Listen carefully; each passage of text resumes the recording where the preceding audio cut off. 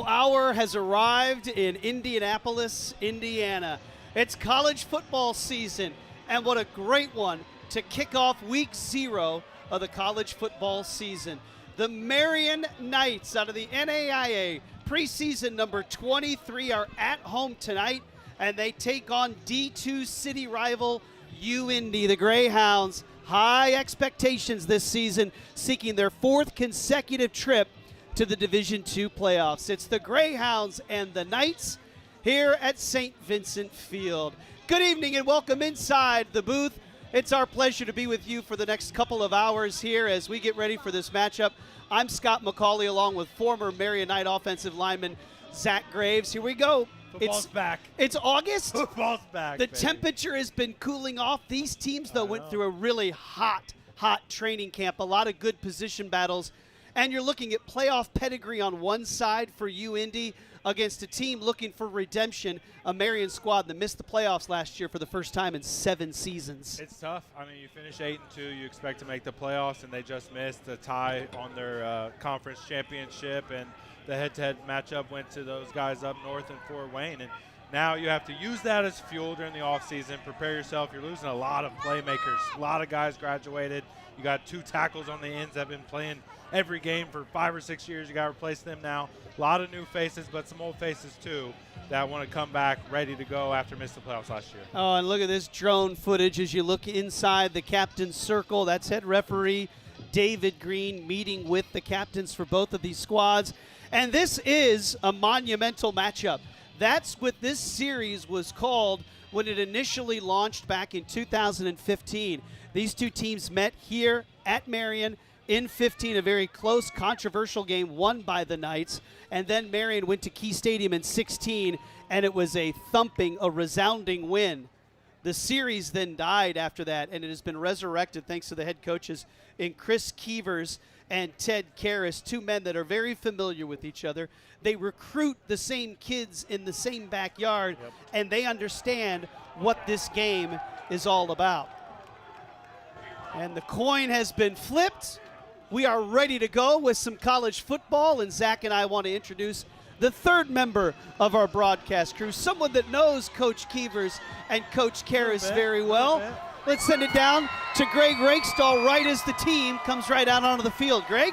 Fellas, first of all, it is great to be with you. And as the purse was on the call of both of those first 2 games, let's remind people Marian has the 2-0 advantage in this series. The best story I can tell you, I ran into a friend of mine, Heather McGowan, who's the wonderful AD at Ben Davis High School. She was on the sideline a few minutes ago. She was wearing her Ben Davis gear. The reason she was doing that, she's got young men on both sides of the ledger, and that is the case for so many high school programs tonight. There are so many great teams that feed into 2 tremendous small college programs. Yes, we're keeping score for a reason as now the yellow smoke billows through, kind of like an Indy 11 game for me on my Indy TV 23. But again, this is meant to be a celebration of small college football in central Indiana. The Greyhounds have got it done for the last 15 years in the GLVC, and frankly now in his 2nd stint, Ted Karras trying to get it done here at Marian University. I'll try to provide some of the color, if you will, from down here on the field. Let's go back to the booth, Scott. All right, thank you so much, Greg. And he hit it right on the head when you look at it. Indy's roster features 18 kids from within 20 miles of this campus. 50 players on the Marian roster are within 20 minutes of this campus right here. You're talking 68 kids from the Indianapolis area that will play on this field here tonight. That is the Krieg DeVolt pregame show. And now it's time to watch Marian and UIndy on ISC and My Indy TV. It's just so good to have these 2 teams play each other again. I mean, 10 years is a long time. That's 2 full roster turnovers for both teams. The Krishan Hogans are not showing up today, but there's a lot of playmakers on both sides for today's matchup, and I am so excited. And we're going to see one of those playmakers right off the bat in quarterback Gavin Sukup for the Greyhounds. He is a 2-time GLVC Offensive Player of the Year, a dual threat quarterback. The Greyhounds will receive the opening kick from Marian. There is Kenny Curry, who had a terrific freshman season, the sophomore from Mooresville, Indiana, set to kick it away, 74 degrees. And the season is ready to go for these two squads. Both of them ranked in the top 25 in their respective divisions. Curry checks the sides. Look at that shot as the sophomore will pooch it and keep it away from a dangerous All-American kicker, and it sails out of bounds because back there wanting to return that ball was Marquez Gillum, who is a very scary return man, not exactly what the special teams and Steve Tutsi wanted. Be great field position right now starting for that offense for UIndy. Absolutely, and we already mentioned Sukup. We're going to talk about him a lot today, obviously back-to-back player of the year in their conference, but this offensive line, you know me, Scott, former offensive lineman. I love offensive line play. They're big, they're experienced, and they're nasty up front. I'm excited for that matchup today. 35-yard line will be the line of scrimmage. Across that line on the left, Tyler Leopold is the left tackle. The left guard is Grant Ray. The center is Ryan Butts. The right guard, Brandon Stuckey, and the right tackle is Kevion Anderson. The strength of this team is up front. That is an elite offensive line in front of Sukup. Number 3, the senior from Seward, Nebraska, hands it off. They'll immediately go to the far side, pick up the first down, and a good first play for UIndy. I mean, you can see it right off the bat, that offensive line. They're moving to the right in the outside zone action, but they're getting Marian's defensive line pushed off the ball. Look at all that movement. Everybody covered up, and look at all the space. And there's already our first flag of the game, and we've got a holding on the Greyhounds, so nullify that big first opening run by Garrett Sherrill. And on the other side for Marian, new defensive coordinator Clay Emmerich. Marian last year struggled in a big way defensively. One of their most troubling seasons on that side of the ball. You bring in the new DC. Lots of familiar faces, though. You have 9 starters and 7 of your top 9 tacklers returning on that side of the ball. Yeah, the number one guy that stands out looking at the roster is Pettiford, who moved around last year, played some linebacker, back in his natural position, number 5 at the end. First down and 20 for Sukup. In motion, that's Alonzo Derrick, and he'll dump it out there. Caught at the 30. Tries to slip through the tackle, but good coverage there on the outside for the Knights, and they limit that gain. Yeah, it's a good open field tackle, too. Not easy to bring a ball carrier down in the open space like that. Well, with this offense, UIndy wants to run the ball. They want to be behind that big offensive line. Kobe Lewis, though, is an outstanding wide receiver, number 9. You have number 5, Alonzo Derrick, who had that reception, a senior from Fort Wayne, played at Fort Wayne Snyder. Sukup sticks it in the belly, and Sherrill has a big hole out across the 40, across midfield, and he's able to pick up the first down on second down and 13. Yeah, a little frustrating for Marian's defense. You get a holding on the first play from scrimmage, and you got them behind the sticks, and then back-to-back run plays, not even a pass, to get you that first down for the Greyhounds. Working that left side behind Leopold and Grant Ray. And Sherrill will jog off. I don't blame them to want to establish the run. This offensive line, really good. Really good. First down and 10 at midfield. Justus Fatoki, he is now in the backfield. A redshirt freshman from Hamilton, Ohio. Play action. Sukup throws a dart over the middle. That's caught just outside the 30. And that will be good for a first down. Caleb Carver snatches that ball in midair. He's not just run blocking. That's pass blocking, and that is a really nice pocket to step up into and hit that dig across the middle. 16 yards on the pass play from Sukup to Carver. Marian defensively, they will play to their strengths, and that will be the front 7. They will have some new young faces playing in that secondary. First down and 10 from the 34. Wide open in the flat. Sherrill makes one man miss, cuts inside again, and he's just outside the 10. And quickly UIndy is in the red zone. Yeah, some kind of misassignment there. You cannot let a guy in the open flat catch the ball and have no one near him like that. We've already seen Sherrill make the plays, and Derrick with the reception, and the strength right there, the bottom half of that screen in the O-line. And Sherrill played as a true freshman last year out of Brownsburg High School. Clearly, as you can see already, very dynamic with the ball in his hands. He replaces a 1,000-yard rusher a season ago in John Lewis for head coach Chris Keevers. He has the Greyhounds knocking on the door. They averaged nearly 40 points a game a season ago, and a good tackle there right at the line of scrimmage brings up second down. First time on this first drive that we've seen that front 7. for Marian to actually win some one-on-one battles up front and get a tackle right at the line of scrimmage. Right in the middle is a true sophomore, Wyatt Woodall. Last year as a true freshman, he was the starting middle linebacker, a tackling machine, Love this guy. number 35. Very big fan of Wyatt Woodall. Happy to see him get another year of experience, and let's see what he can do in this sophomore campaign. 2nd down and 10, the 6'1 senior. Claps, takes the snap, looks left. Surveys, and he can do this, folks. He can move 10-5 and a little stutter step out of bounds. A little swag, right? I mean, when you're back-to-back Conference Player of the Year, you can have a little swag out there.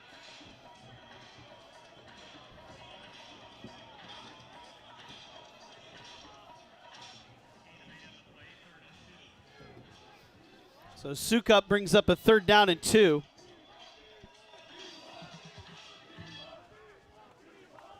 Big 3rd down for the Greyhounds. Opening drive. They have moved the ball from their 25 down to the Marian 2. Looks like we're going to see a full house pistol formation, but they motion out.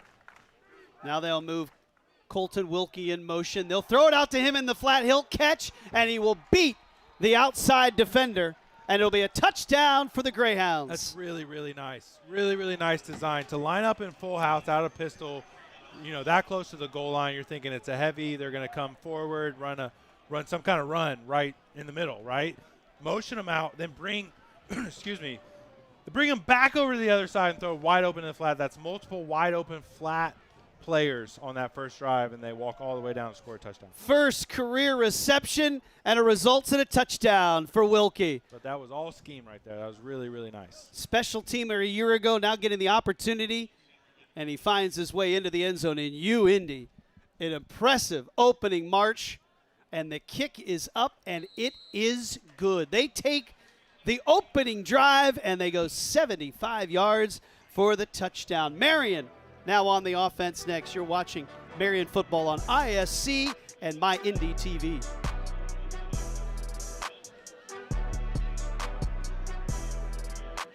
Merchants Bank is a unique bank.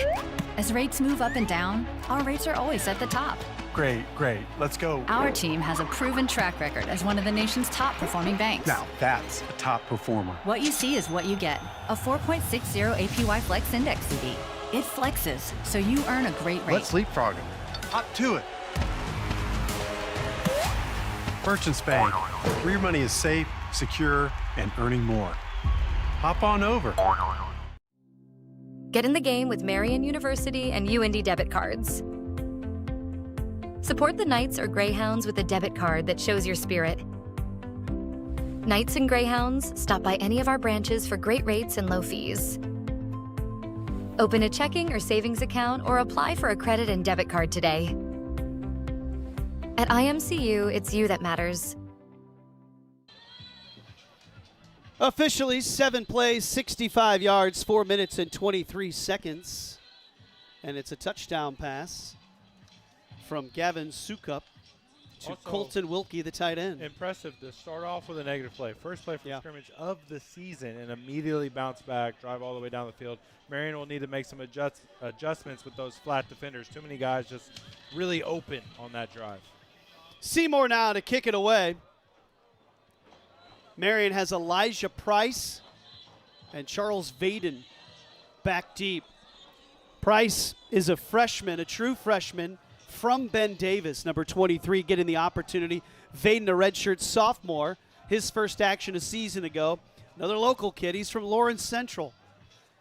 7-0 Greyhounds, ranked 20th in the preseason D2 polls. They're also the favorites to win the GLVC for the 4th consecutive year. What a job that head coach Chris Keevers has done. Whistles will wipe away this kick. You know, they bring so much experience, that playoff pedigree, and as you look at Ted Karras Jr. on the Marian side of things, trying to get back there. He went to the playoffs in his return. He was the man that created and launched this program the first 6 years, recruited you, won a title it's hard to believe in 12. He's in year 3 of this second stint already. It goes fast. And last year, obviously, disappointment. 8-2, missing the playoffs. You know this team is hungry. and start off with a major challenge against a D2, highly ranked D2 team. There's Coach Keevers. That's a great shot we just had of Elijah Price, the freshman. 5'7", 180. Let's get him up to top speed. There's Keevers. 7th season as the head man. This one will drive them back. It will be Vaden. That takes this kick at the 5. Vaden tripped up, looked like he had a little bit of a seam. It did. And here comes the Marian offense led by a 5th-year senior quarterback, 2nd-year starter in Tristan Polk. Well, big-time coverage there by Jarrell Franklin Jr., number 28, to get that out because it looked like Vaden did have some space. But, yes, this offense coming back, Tristan Polk another year. The biggest question marks, though, I think, in my opinion, are the 2 tackle spots. We had the 2 same guys starting to tackle since BC, before COVID. First time different starters here in 2025 in a long time. On those tackles, Reese Byerly on the left, Michael Boone on the right. Polk fakes the handoff, and he lowers the shoulder. He is a dual threat type of quarterback, and that's a pretty big shot for your quarterback to take on the very first snap. Yeah, it is, but he is a bigger frame. Looks like he put on a little bit of weight this year, too, and under Matt King's offensive scheme, starting off with a little run up the middle. I like it. And the man that he faked to is Keegan LaBelle, 1,000-yard rusher a season ago. There is head coach Ted Karras working on a very crowded, busy sideline tonight. LaBelle will move to the left side of Polk. 2nd down and 6. Marian needs to get to the 35. They've got the first down, and then Coverstone is planted after the catch and dropped by Jalen Gavin, but it's a first down catch for the redshirt junior. Obviously, the big name returning starter in the receiving core is Jake Reichert. Everybody knows his name. He's been around here for a long time. In my opinion, Jamison Coverstone is the X factor for this Knights offense this year. If they can get him going on stuff like that, little slants over the middle, get him working in the middle of the field, maybe some flats, some swings, stuff like that. If he can get going and they can turn him into a big playmaker, it's going to pay major dividends for this offense. Good throw, splitting the coverage, and then the tackle was made. Here's Polk on first down and 10. Pocket breaks down. He'll get it over to his man, Reichert. Catch was made on the UIndy side of the 50, and that will be right at the sticks, and the officials will not use any kind of AI technology. The chain gain will move that over for a first down. A very reliable possession receiver, Jake Reichert. 1,000 yards last year, first team, all Midwest. Coming back for another year, 5th year playing, just security blanket for a quarterback. You just know he's always going to come down with the ball. They move the tight end, Pilkington, to the right side. Fresh set of downs, first down and 10. The first touch for LaBelle, and is able to miss a man at the line and picks up 6. Such a subtle move from LaBelle there. It's not a full-on juke. It's just a little bit of a shake on Alvin Contreras and makes him miss at the point of attack and then ends up getting 6 yards. This Wonderful. defense that you're looking at right here is a brand new defense. A lot of new guys. This is a team that returns only 1 starter. That is the cornerback, Jalen Gavin, who's making his 26th consecutive start. All new starters, but guys with experience, but all new to this. Polk with a clean pocket is going to go up a jump ball, and Reichert couldn't get his hands up. Good battle out there by Gavin. Their excellent cornerback there on the coverage of number 7. Right on cue. Great frame on Gavin, 6 foot, 185 pounds. Wearing that number 12 kind of looks like Nico Collins out there from the Texans. A little bit of hand fighting, but as they're going along the sideline there, I like the no call. It's kind of mutual there with how they were using their hands to try to get some separation there. He's a lockdown corner, a 100%, two-time 100%. all-conference player, had good one-on-one, and Reichert is a really good high-point wide receiver, and Gavin had him locked up. Great matchup. 3rd down and 5. Marian needs to get this ball inside the 40-yard line for the first down. Polk's going to put it up, and he's going to float it to nobody as Reichert fell down again. Number 12 in coverage, lost his footing or perhaps was pushed, but it'll bring up 4th down and 5 in the punt team. Yeah, and Polk had to get rid of it really fast there on 3rd down. It seemed like the pocket was collapsing pretty quickly, and I didn't see what happened with Reichert, but as you look up, he's on the ground, the ball flies past him. Here is Dean Anson, who is the new punter for Marian, and he's a Concordia transfer. All league last year as a punter. Concordia up in Ann Arbor, Michigan, closed the school's athletic doors last year. He needed a home. He comes to Indy, trying to drop this one inside the 10. How about the bounce on your first punt Big time. for the Knights? Very big time. All league last year, that's a beauty as the offense stalls at midfield. And the UIndy offense, which was so impressive last time, has to start in the shadow of their own goal line. Yep.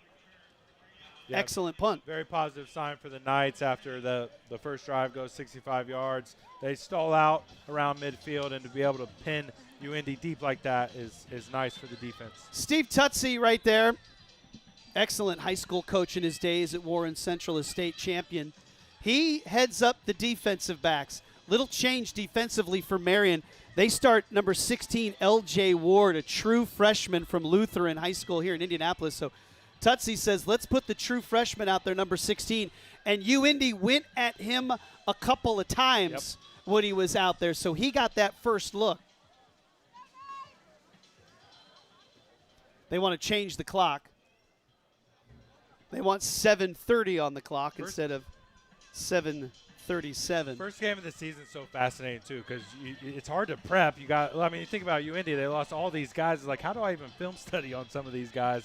You know, we got a brand new true freshman starter out there at corner. It's like, oh, let's see what he's got, you know. Devin Nelson is the eye on this running back, and it's going to be nearly intercepted. So close. Excellent diving attempt. Logan Carrington, who had 4 picks a season ago, had his hands on that one. And Carrington's a guy who's been around for a long time, has come in some spot duty, has got some rotation time, but now settled in at that safety position as the starter and makes a nice play early on in this game. How about that look from UIndy? They had 2 running backs in that backfield, faked the inside and then threw it on a sweep. And I'll tell you what, I like what they're doing scheme-wise. Alonzo Derrick, Carrington's not there. He's got a lot of room to work. Sukup, middle of his end zone. Look at that pocket. And he'll go out to about the 8, lose his helmet. And there's a look at the senior. Well, that's right. I forgot about that. Yeah, that's tough, huh? Yeah. That's been a while. That's been around for a little bit now. He knew it. Came right off. But look at him tuck that flow back in there. Josh Keith coming in, a transfer from UT Mart.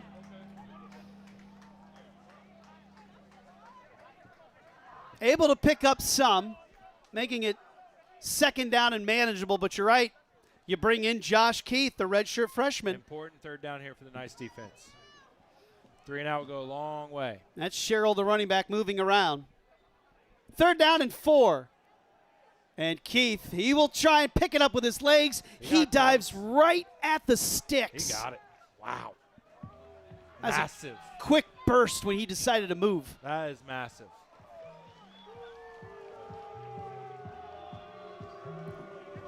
Right there at the sticks to move the chains.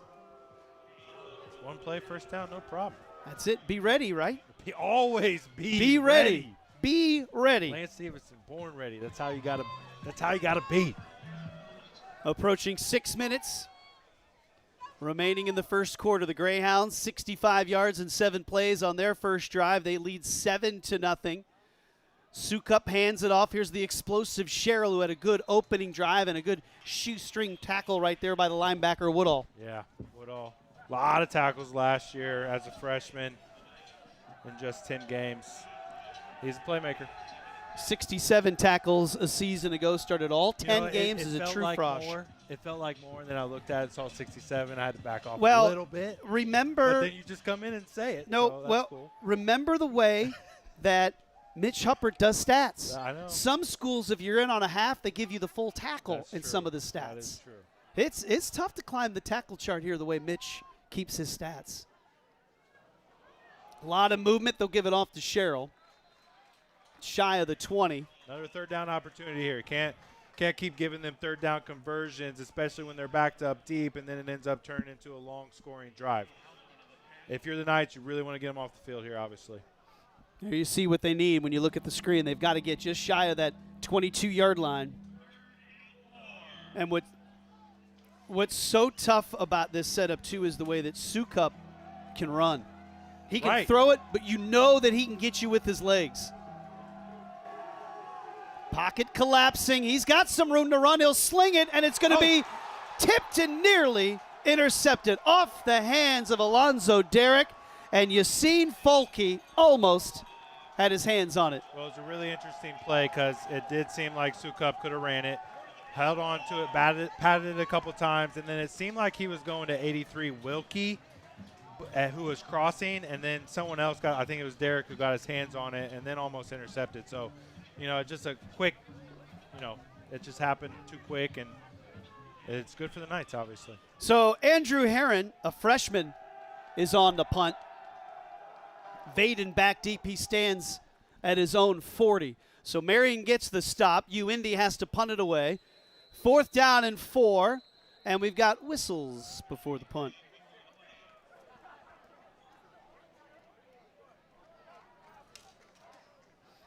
UIndy, not a team that's penalized all that often. Marian last year actually cleaned up their penalty problems that kind of really haunted them for several years. Yeah, correct. There was a lot less pre-snap penalties last year. And it is the first game of the season. Mistakes will be made today. And the first game, and this, you know that you're going so fast. Oh, like you just got out of camp. You've been hitting the same guys for a month. You're going way too fast. At some point, this game will settle down in just a regular football game. Vaden thought about it, and then Warner had to run by it, and I think that hit a Marian play. No way. And it did. Now, Warner is going to say that it didn't hit him. That's Aiden Warner, who is a special teamer, is going to say no way. Well, honestly, it's kind of on the returner there. He let it bounce twice, and it did not need to let it bounce. That is a huge letdown. And so UIndy is going to pick up this fumble and start at the Marian 43, and the defense has to go right back out there. Again, Scott, this drive started on the 2. To give them another opportunity now in plus territory is bad, really bad. So Vaden lets it bounce, and Aiden Warner wants to move out of the way. I thought the way that ball changed direction, that's and tough. Real tough. The umpire threw the beanbag down. And so now Sukup, new life, midfield. Dumps it out wide open as his tight end, Wilkie. Hurdles a man. He loses the ball. But the Greyhounds are able to jump right back on it. Johnny on the spot is Giovanni Laurent. It's funny. I just realized we just said mistakes will be made, and not even 60 seconds later, there's a muffed punt. It's when the game starts, there's so much energy. You're moving so quick. It has 100%. To settle down. And on the offensive side, so much experience for the Greyhounds. Sukup handles that low snap, and then things collapse, and Marian will twist him down, getting in on that tackle. Several Knights there to help him out. Group coverage sack there. Team effort. Isaiah Street had turned the corner. He beat the left tackle up the field. It forced Sukup to step up, and then the rest of his Knights were waiting there. That's big P.J. Huff, number 95, getting some action on that defensive line. 6'7", 275 is 95. Yeah, that's right. There's Luke standing next to 6'2", Luke Schwartz. 2nd down and 11. The line of scrimmage is the 34. Sukup sticks it in the belly of Sherrill, and he's hit behind the line of scrimmage. Ball comes out again, and once again the Greyhounds pop on it. Last year, the Greyhounds fumbled 10 times, but only lost 3. Oh. Here's 2 tonight that they've pounced on. That's a good little nugget you just hit us with. I had all season to prep. That's true. And how about Wilkie? Lost a fumble and recovers a fumble. Same set of downs. Sellout crowd. Oh, it's brought great. in extra bleachers. Terrific crowd today. 3rd down and long. Sukup, pocket collapses, dumps it in the flat, and catching it with a full head of steam is Fatuki, and he will move the chains What a great job by the quarterback knowing where that safety valve is. 100%. That's what separates good players from great players from good players. The awareness to step up, use the athleticism, and dump it off. After that, defender starts to come up and engage with you. Boop. Pop it over to Fatuki. First down. He looked at him again, and this time he will be wrapped up and pulled down as the Knights are able to get to him. Darian Dixon makes the play for the Knights on that D-line. Well, Knights defense is slowly starting to put a little more pressure, especially in the pass rush. Surprised that they've dropped back so many times. It seemed like very balanced offense last year coming into this year.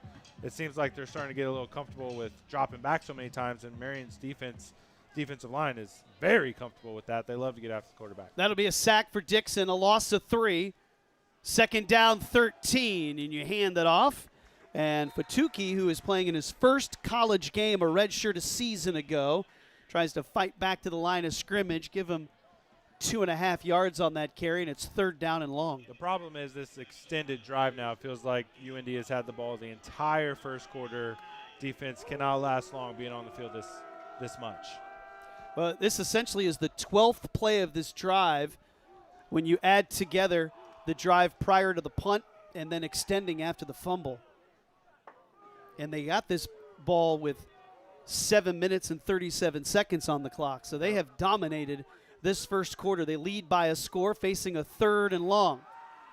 And Sukup wrapped up and dropped. Really nice. Isaiah Street had a huge year a season ago, an all-league defensive end. Transfer from Western Michigan. Very happy to get this guy in a Marian Knights jersey. And it started up front.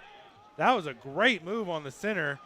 Give me a second. New year, new players. Number 31, Ozzie Pollard. Scott Pollard's son. Great move up front. Applies that pressure, and then Street comes in and cleans it up for the sack. So we've got a long field goal attempt. From 44 yards out, a low laser and a sideways spin, missing left.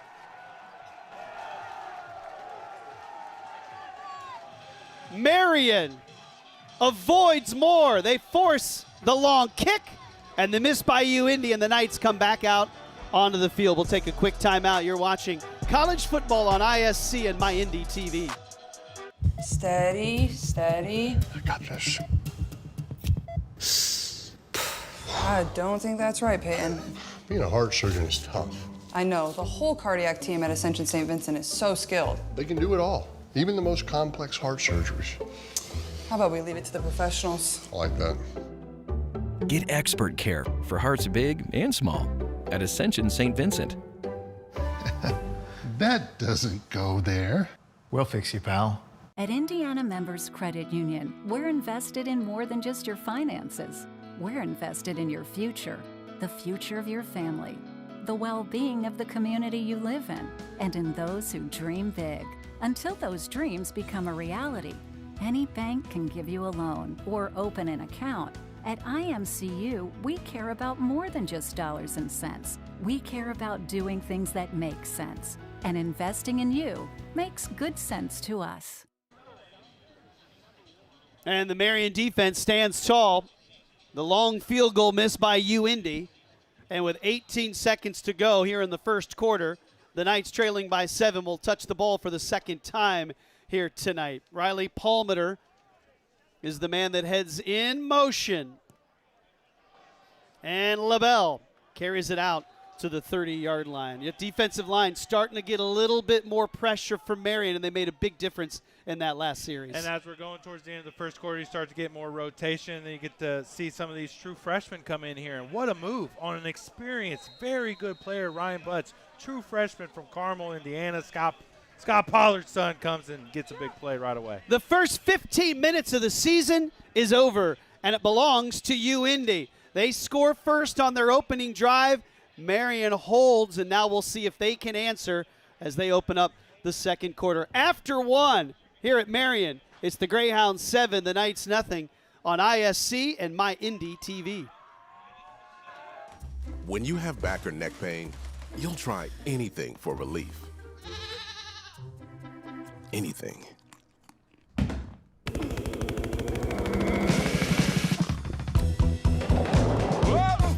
Honey? Honey, it was mustard seed. For real options, get your back in front of the spine experts at OrthoIndy. OrthoIndy Spine. This is your way back.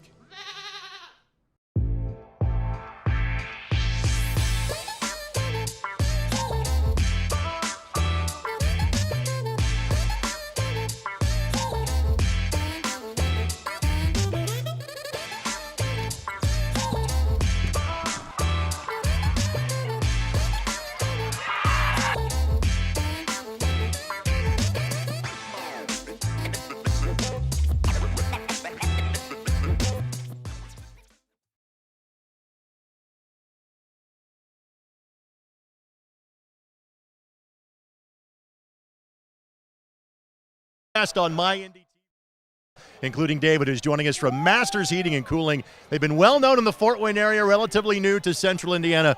Dave, why is it important for Masters to be a part of this game tonight? Well, we find that the values and the principles that this school brings align with what we're doing as well. Again, the folks in Northeast Indiana know about you. Folks over the last couple of years have learned about you in Central Indiana as well. What makes Masters differ from other heating and cooling companies? We care. We really do. We want to know, all about our customers. Now, thankfully, Nature's air conditioning has helped over the course of the last 7 days. So my guess is this is that perfect time to try to transition from getting your AC ready to maybe even getting the heating unit ready coming up the next few weeks, right? That's right. Yeah, we've got specials going on, so just look us up, and we'll be more than happy to help you. Dave, to learn more about Masters, what's the best way to go about doing it? Go to our website at mastersindy.com. Dave, thank you very much for support of Marian Athletics. Scott and Zach, back to you. Great job. Thank you very much, Greg. And Greg nailed it, right? The temperatures have been so pleasant. It's been wonderful. And it was not that way in camp for both of these teams as the Marian offense still a little cold as they stall out. They fail on a 3rd down and 7. The pass is through the hands and incomplete. So the UIndy defense, as a flag is tossed. Well, you said it, Scott. I mean, we got reports that there were some days that it was too hot on the field. They couldn't practice. And remember, they don't do 2-a-days anymore. So if you lose a whole day of practice, you're going to be behind a couple of days, it feels like sometimes, especially at the beginning of the season. So, yeah, it's going to be a little rusty early on. And what we're talking about is during the summer when those temperatures were in the mid-90s, Ted Karras and his team would come out to the field and practice, but for health and safety concerns, they were asked to move inside, and they were asked to be off the field from time to time. So they didn't get a lot of those reps that you typically would get.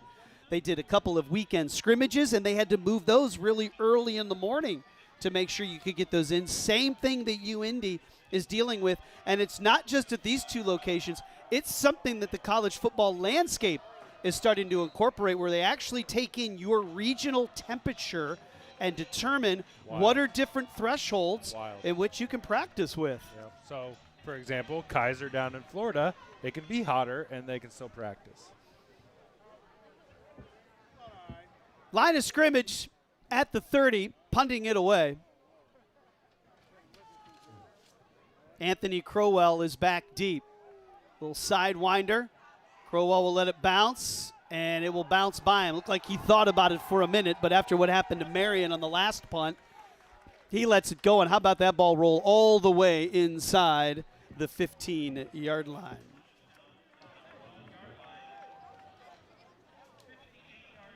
And so now we'll get a look at the Greyhounds once again. AAA Roofing. You've been waiting for that one. You hear it each and every year, don't you? Oh, yeah.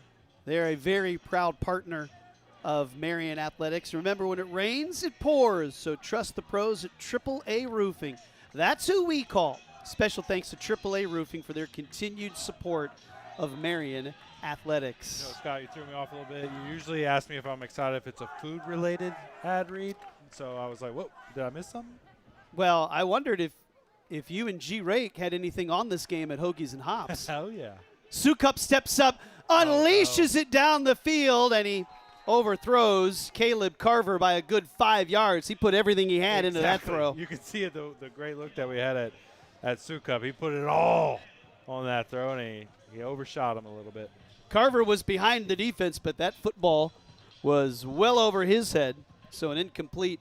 Sukup right now, 6 of 9, 69 yards. He has the touchdown, the short little 2-yard touchdown on the opening drive.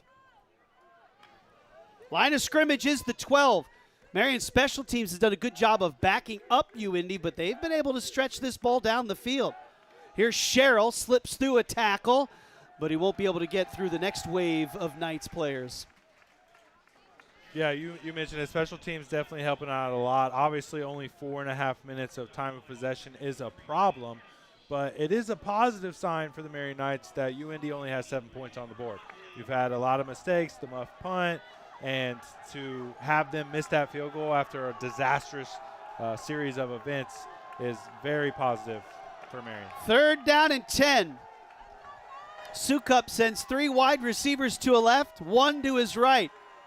Looks left, looks right, over the middle. That's caught. That will move the sticks, and it's a first down out across the 30-yard line to Kobe Lewis. Well, not enough pressure from the Knights. Way too much time for Sukup to be patient, wait for that route to develop. Ends up wide open over the middle of the field for another, not only first down, Scott, another 3rd down conversion. Yeah, big conversion there to Lewis. Too many so far. The senior, 3rd-year starting wide receiver, makes the grab to extend the drive. Sukup quickly gets his offense set. Hands it off. Boy, a nice little stutter step. And then moves forward after the initial hit. Good running by Garrett Sherrill. Very nice. Tough run. Out near the 40, out to the 38-yard line, Yeah, so he gains 7. 4 of 6 now on 3rd down for UIndy. Marian has to figure out a way to get off the field. Sherrill now 6 carries, 32 yards. This will be a run for Sukup. Hit right at the sticks, but I think they'll have that football there. Oh, QB wrap. Power O with the quarterback, couple pulling linemen, but not much there, but enough for the first down. Woodall, the linebacker, on the tackle. So first down at the 41-yard line, and those are starting to add up as well. Correct. Yards, time, first downs, conversions, just a really calm, meticulous approach to this game offensively for UIndy so far. 8th first down of the game. Sherrill trying to get to the corner. He slips through the tackle attempt. Coming up to try and grab him there was Cade Houseman, number 22. Just slows him up, but he's able to get to that corner and have a good pickup of 7. And we mentioned going in, it's a very balanced offense. It seemed like they got a little pass happy, but now back to their roots with a bunch of runs in a row here last few plays. And when they have been running, they are going to that side of Tyler Leopold and Grant Ray. You blame them? No.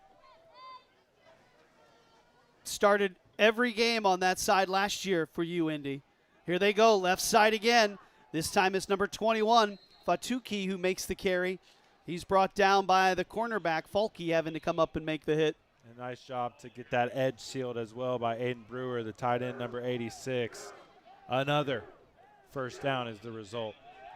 Those are just 2 good, strong runs. You move the ball now into Marian territory to the 48. Across the 50 once again for this offense.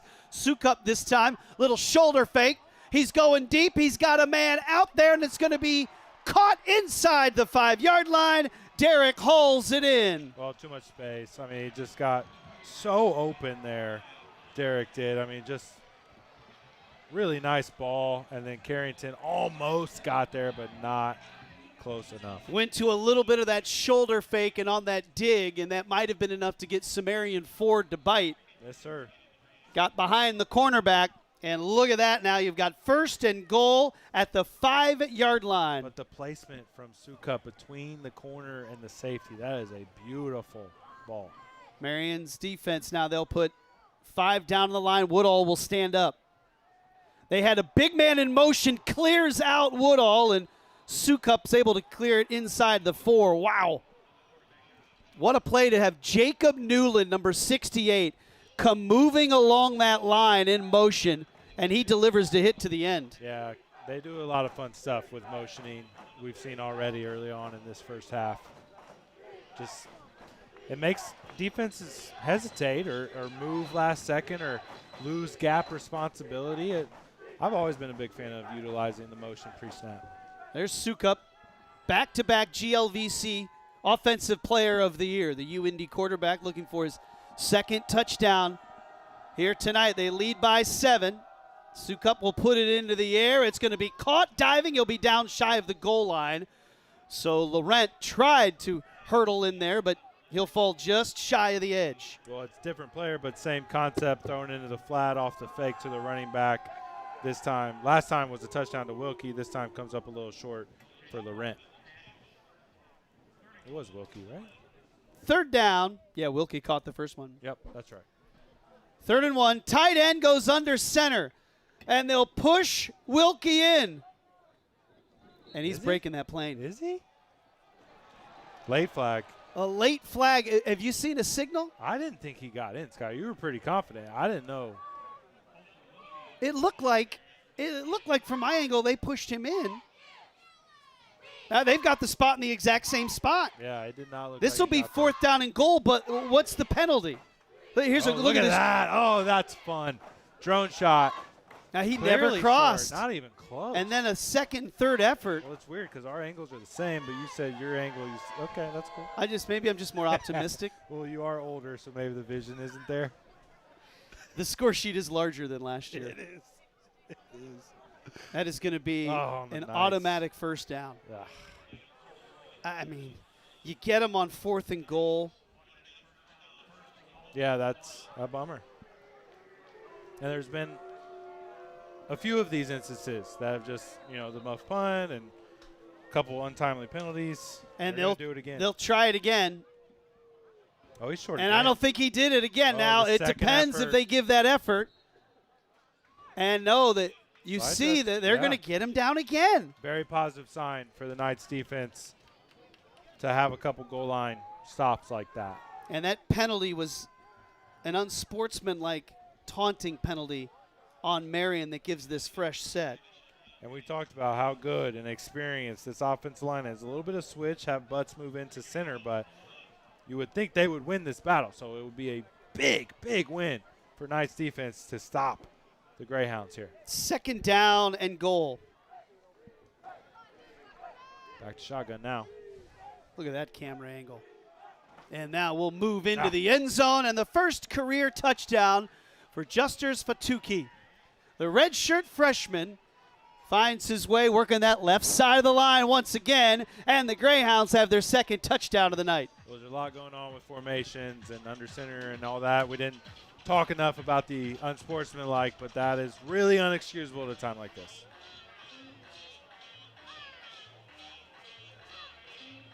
Boy, look at him. Can't keep giving a good team chances and more opportunities like that. Boy, 2 newcomers with the touchdowns. First career catch for Colton Wilkie. He finds the end zone.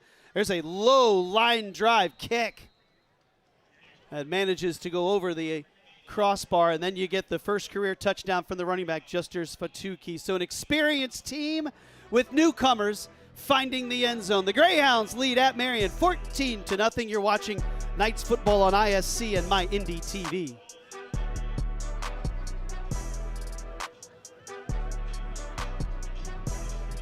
We jumped in immediately. We take an intro to engineering course. And they sit there and tell you, we're not going to push you through every single prereq your first 2 years. We're going to let you get hands-on work with engineering right away, because 2 years of a prereq, that's boring. There's companies always asking for students with shop experience. And the dean will email me and say, hey, they're looking for a guy just like you, which is awesome that the dean knows who a guy like me is. Getting an internship here has been much easier than I anticipated. My friends at bigger schools are telling me, well, I need to live, close to this city so I can work for this company. Well, I'm already close to the city. I live here. Still waiting? You could have been seen by an orthopedic specialist at OrthoIndy Urgent Care. Avoid the wait, cost, and drama of the ER. OrthoIndy Urgent Care. Orthopedic care without the drama. Find a location near you.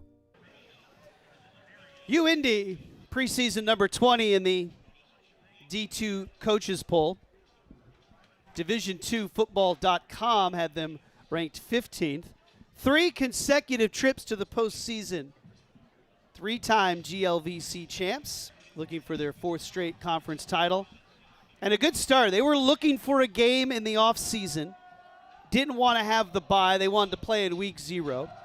Ted Karras, the head football coach at Marian, thought, let's do this. So they have reignited a very small, short rivalry from 15-16, and they will play next year at Key Stadium on the UIndy campus. Middle of the end zone, and Marian says, let's bring it out across the 20, stays on his feet. Boy, do you see the way that body bends when Elijah Price is tripped up like that and still lands on his feet? You and I would be hospitalized if our body. That was in a is position like that. the cracking and explosion that would happen with those legs in the air. That freshman, middle of the end zone, he takes it and he says, I'm taking this out. This is the first time I'm touching this football. Well, today's first down sponsor and longtime supporter of Marian University Athletics is Michaelis Corporation. From ground-up building projects to around-the-clock emergency security services, no one answers your prayers or the phones quicker than Michaelis. Call 1-844-FIX-INDY. First downs have been tough to come by. Marian has not had this ball a lot. Polk's going to wind up, send it down, and Coverstone is unable to get it. And when you don't have your hat on as an official, he stepped out of bounds. But it's incomplete. Once again, the All-American in coverage, Jalen Gavon. Yeah, just a small sample of why Gavon is the player that he is. I mean, he didn't even have eyes on that ball, turns around and still gets a hand on it. Out of bounds or not, really nice. He's just super athletic. You can just see it on the screen. Pops. And from Polk's side of things, you see the one-on-one coverage and you say, I'm going to go make that play. That's where I've got a chance at man-to-man. But that's what UIndy wants. He is their cover corner and force you to go to the other side of the field. Second down and 10 from the 25. A rare carry for LaBelle, but each time he's touched it, he's been able to move that ball. Exactly. I mean, it's not like they're losing yards when LaBelle gets carries. They just haven't had – Knights offense haven't gotten any sort of flow yet at all. They had a nice initial drive, but then stalled out. Last couple drives haven't resulted in much, so they just need to get something going here. Even if they don't score down 14, you want to try to get into plus territory and get something going. Third down, that's a long 3 for Marian. Polk backpedaling, slings it, and it's going to be – that hit his lineman. Yeah. That hit 64. Wells is not a intended receiver. No, there. that's Rajon Wells. Greyhounds were all over that screen, all over it, trying to set up a middle screen to Clay, and it just nothing there. On third down, going to have to punt it away again. Yep. So another. No flow so far. Yep. Well, and another stop by a defense that is trying to gain experience. Just one starter for the Greyhounds, and Tristan Polk is just telling himself, man, I've not been able to break a sweat yet. It's just been tough going on these last 2 offensive possessions. He and Coverstone came up empty on that one-on-one spot on first down. They'll talk it through, number 5 and number 8. Crowell wants to take this punt, catches it onto a knee, and then hurtling over him was Nishawn Johnson, number 15. He looks to be okay for the Greyhounds. 6:51 to play. Look at these collisions. Football's back. And it's so fast when it's coming at you. I love football. But, yeah, I mean, offensively for the Knights, it's very frustrating. Like we just talked about, LaBelle, only 4 carries, 15 yards, but he can't get anything going because they're not getting first downs. They're not driving. They're not putting series together.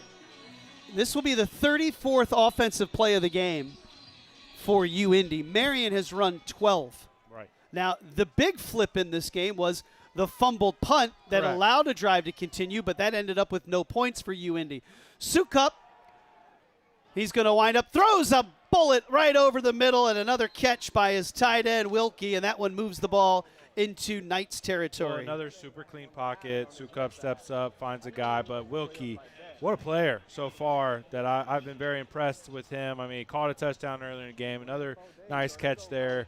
On that last touchdown, he blocks 2 guys that had a chance to tackle the ball carrier. I mean, this is a baller so far today, Colton Wilkie. From Portage, Indiana, special team a year ago. He'll stay in and block, swing it out. Sherrill catches it on his hip. Boy, a nice little stutter step move, but he's going to be brought down in space. Reese Walker making the play. Yeah, unfortunate for Carver, too, because he had a really nice block, but then ball carrier ends up running into him. Under 6 to play before halftime. You can tell, though, UIndy's got some dudes, man. They got playmakers on both sides of the ball. 2nd down and 9 for Gavin Sukup.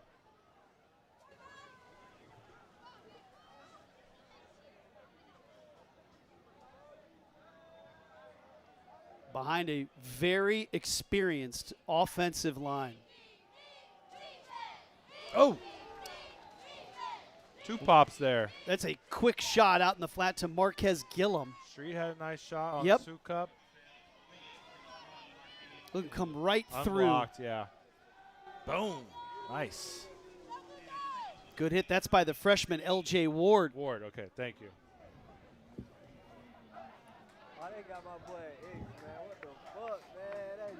So here's a 3rd down and 2. Maybe even say 3rd and 3. 5 of 7 on 3rd down so far today for the Greyhounds. Sukup pointing out the defense. Gets a point from his right tackle. He'll throw it wide open in space to Sherrill. Has the 1st down. Makes one man miss. Another man miss. Turns on the Jets.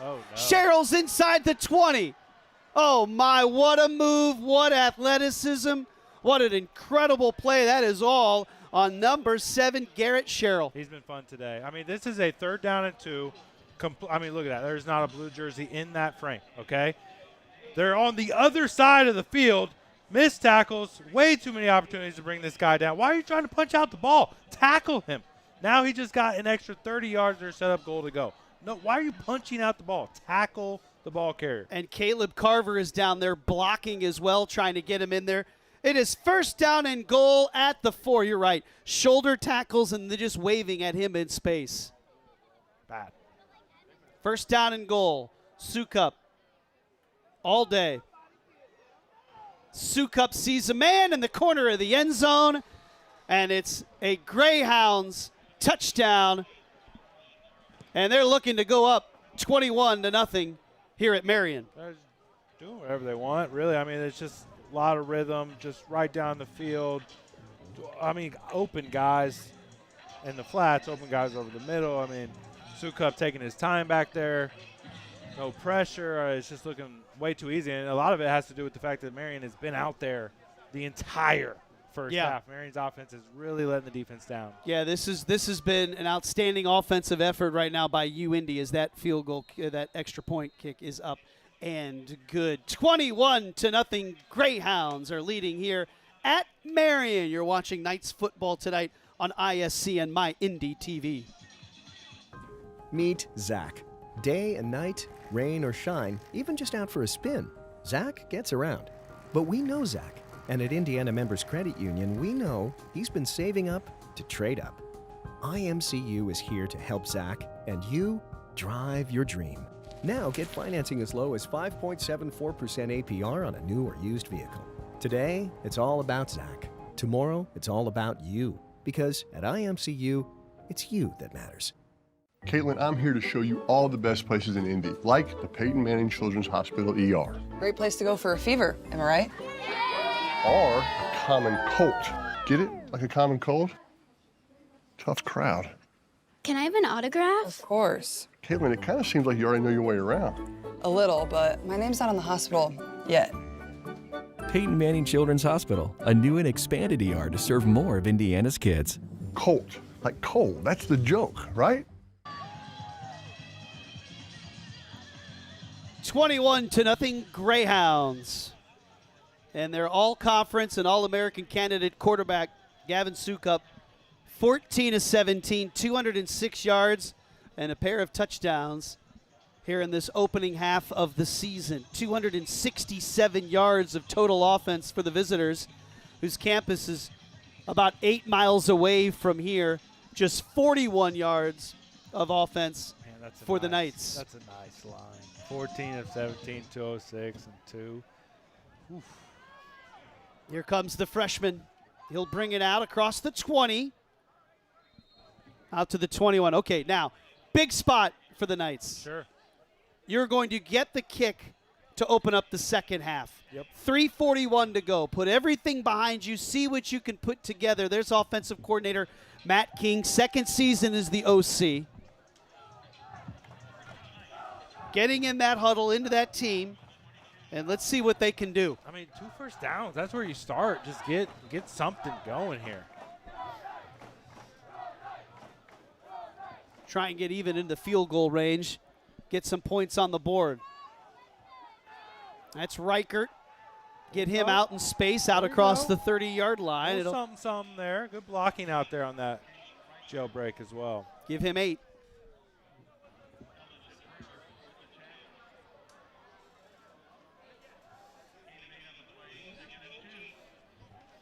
Second down and 2. Let's see what Polk wants to do here. They'll put in the bell and he'll try and get to that corner, and he will lose a yard. Just could not get out there. Alvin Contreras, number 6. He is an all-state standout from Ben Davis, a sophomore getting his first collegiate start, and he makes that play. On paper, not a bad idea with the quarterback option, but too much closing speed at that second level. That is legit speed. We talked about that. You know, Greg talked about it in the pregame down there. So many Indianapolis kids, and that's a Ben Davis kid showing you that speed, getting that corner. And so Marian loses a yard. Here's a huge 3rd down and 3 for the Knights. You do not want this game to get away from you. And LaBelle trying to lower the shoulder. You see him squirt through and try and get that ball. They're going to say he's at the 31, but he'll be shy of the sticks. He'll be a yard short. He's going to need to get beyond the 32, and he's shy of the 31. And now the offense is going to stay out there. I don't love it. 31-yard line, 2 minutes to go, 21-0 game. Maybe it's a hard count. Ball at half. Oh, yeah. That's ball at, you're right. There isn't any need. Yeah, there they go. Now we see what's going on. Okay. Oh, 2-minute warning. Forgot that was added. That's right. There you go. First game, man. We got to get back into it. So we get to the 2-minute warning. So Marian has the opportunity to think about it and think about on this 4th and 1 call. Let's send it down to Greg. 2-minute warning. We're up here trying to figure things out. What do you think? Greg, well. Yeah, Scotty, I got you. What do you think down here? It's 4th and 1. You're so pinned deep, and you get the ball to start the second half. Aha. All right, Scott. So now I'm kind of going blind because I hear that the wireless got disconnected. So I'm used to being in your seat. Apparently his voices and switches in my head. Yes. So I was looking up the games from 2015 and 2016, and we have talked about the fact that Marian won both those games. Guys, to give you an idea as to how, I wouldn't say one side of the first, but the second game was, when UIndy scored the opening touchdown of this game, it was the first time they have had the lead in the monumental matchup. Wow. Marian had never trailed in the first 2 meetings between these two teams in both 2015 and 2016. But again, let's remind people that above your heads on the press box here at Ascension St. Vincent Field, there are 2 red banners as an NAI national champs. One of those is from that 2015 season. Absolutely. Yes, sir. And Marian is going to go for it on 4th and 1. All right, Polk went to that hard count. Now he'll go up under center. He is big. This was a move they did last year with him quite a bit. He's going to try and sneak his way. That's a long yard to go. They spot him across it. He's going to pick it up. They're going to give him the 33. Could be a turning point here. Could be a turning point here. So that'll be the Knights' 3rd first down of the half. I mean, massive. Massive get right there. Yeah, and the confidence to go for that in negative territory. Well, I know someone that'll have an opinion on that. President Dan Elsner. He will be talking with Greg Rakestraw at halftime of our game here tonight. Polk now has a fresh set of downs, and he'll be spun right down onto the turf. They got to him in a hurry. Yeah, we talked about it a little bit. Sibila is gone. He graduated. Trent Allen is out. Michael Boone on an island with a really good pass rusher across from him. He just gets straight up beat inside. Cornell Branch, number 11. Diego Pache, 99. They get in there. And now here's a throw over the middle. That's caught in a big hit on Reichert at about the 38-yard line. And so Marian now picks up good chunk on that after that loss, but they bring up 15. It's 3rd down and 3. Still enough time, but you have to get the first down. That's most important. And Polk, it'll be caught. Reichert tried to grab it. He picked that right off the turf. Wow, it looked like he lost the handle on that one. Really nice. I told you he catches everything. Marian quickly gets up to the line of scrimmage at the 49. Polk, boy, he just telegraphed that ball. Oh, no. Bounced it up into the air, and it's intercepted. He looked at Riley Palmer the entire way, and the defense was on the spot, and it's going to be intercepted by Jaden Schlabach. That happened from time to time last year. He would fall in love with a read and not look it off, and there's 2 guys over there for UIndy. I mean, he just didn't stop, double clutch. Look at the way he beat Palmer to the spot, tops it right up into the air for Schlabach to get under it and turn it over. Well, now here's 47 seconds for the Greyhounds. Plenty of time. At midfield for Sukup, who has just 3 incompletions in 17 attempts. He's over 200 yards passing in the first half. He's gone deep already for a big one. His longest pass play thus far, 43 yards. He's going to sling this one over the middle. Nice grab in space. There's a quick run over to the 40 and out of bounds at the 35-yard line. Catching that and running into space, Kobe Lewis. It's a big target. It is, and to go with a crossing route when there's limited time, and for that player to still get out of bounds, it's a bad look on the defense. That's a senior. That's someone that you trust, that you know has the wheels to get to that corner. And Lewis now has the Greyhounds within striking distance, 40 seconds. That play took 7 seconds. Lewis sends his running back in motion, or Sukup does. Here comes some pressure. He'll sling this one up for grabs. What a catch, and then out of his hands. Lewis had it until the turf separated it. Another pressure this time from the Knights. Speed Sukup up just enough. Still should have been caught, but they have to continue to get some pressure on Sukup. When he's just back there jumping around, taking his time, that's when he's really dangerous. You say that should have been caught. He's diving with the guy on him. I get it, but his hands touch the ball, Scott. I'm an offensive lineman, and I know that. And even Lewis, as he went to the sideline, you could see him shaking his head. I mean, that would have been an incredible grab. It would. 2nd down and 10 from the 35. He's going to sling this one up wide open at the 15 and down to about the 13-yard line. Just picking them apart. I mean, he found the perfect spot in the zone. Accuracy is spot on. Carver just finds a little soft spot, settles in, and Sukup hits him. Methodical first half offensively for the Greyhounds. This has been 19 seconds now, and they have the ball inside the 15-yard line, and they lead 21-0. This is an outstanding program, and you want to give Chris Keevers a lot of credit continuing that tradition. And we knew that for Ted Karras and Marian, this would be a test. This is a top 20 team at D2. Marian missing the playoffs last year for the first time in 7 seasons, but a lot of returners on offense just have not been able to get it going. And right now, Sukup and the Greyhounds offense getting comfortable. I mean, 16 of 20, 247. That is so nasty. 80% of his passes completed. When they get pressure, they are the Knights, when they are able to get pressure, it leads to some good things, but they just haven't had consistent pressure today. In the middle there in the winter hat, that's Clay Emmerich with the hoodie and the stocking cap. That's his thing. I was here to scrimmage, and he had that on. It was 93 degrees outside. Hoodie and the stocking cap. First-year defensive coordinator. Demario Spence, a red shirt. It's so many 85s on this roster.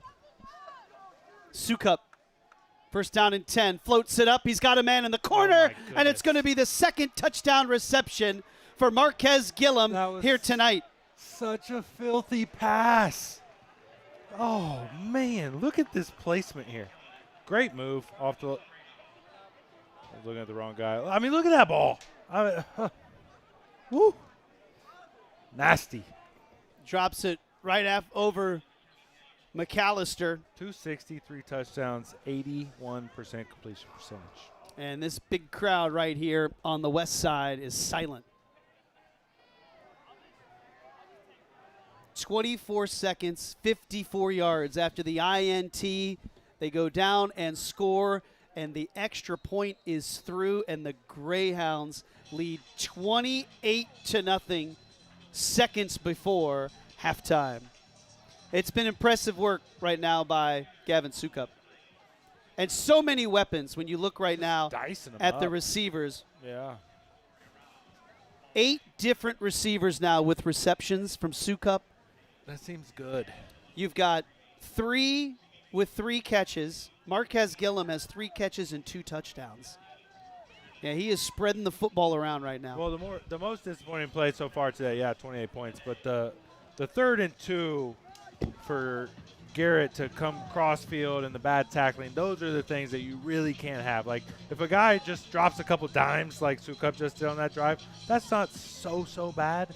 But the missed tackling and trying to punch the ball out and stuff like that, that's the stuff that needs to get fixed before NAIA opponents start to come.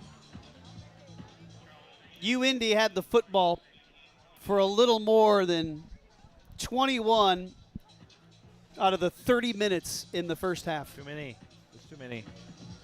Not ideal. 42 plays for the Greyhounds. The Knights have run 20. Again, just no rhythm, no flow. 4 first downs, 2 of them on that 2-minute drive. Is just not a lot going well on either side of the ball for the Knights so far. Yeah, and you look at Marian with a couple of 3-and-outs. Those were sandwiched between a pair of long drives for UIndy. Correct. Exactly. 19 seconds before halftime. Again, we'll hear from Marian President Dan Elsner. He'll talk with Greg Rakestraw at half.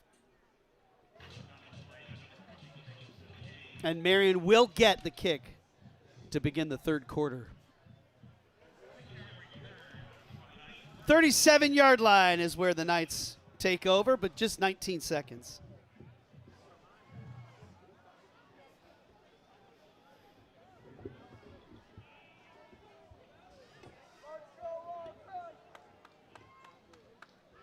And LaBelle will take the handoff. UIndy trying to rip at that football. He'll get out across the 45-yard line. It's just a great looking run. They just haven't been able to get the run game established because they just haven't been on the field. Haven't got enough going in that first half. Marian will call timeout. 2nd down and 1. You think if you can get it to midfield, maybe even another 10 yards, you've got a chance at a Hail Mary. Well, we saw it last year on the other side. It's definitely possible. Now, if you're thinking about kicking this thing for Kenny Curry, he was 1 for 2 last year, and those were over 40 yards. 1 for 1 from 40. He missed from 50 plus. You're not thinking about a kick here. I think you're either trying to see what kind of chunk you can get, or maybe get yourself in an opportunity to heave this thing down to the blue end zone. Yep. 12 seconds to play, first half. 4 first-half touchdowns for the Greyhounds. 3 touchdown passes by their All-American quarterback, Gavin Sukup. As advertised, Sukup, very good player. And this defense, the secondary, has made some plays for UIndy. They've made life difficult on Tristan Polk. He's just 5 of 11. Going to try and put this one up. He's going to sling this on the side. It'll be caught. Montez Clay quickly moves out of bounds. 6 seconds now before the end of the half.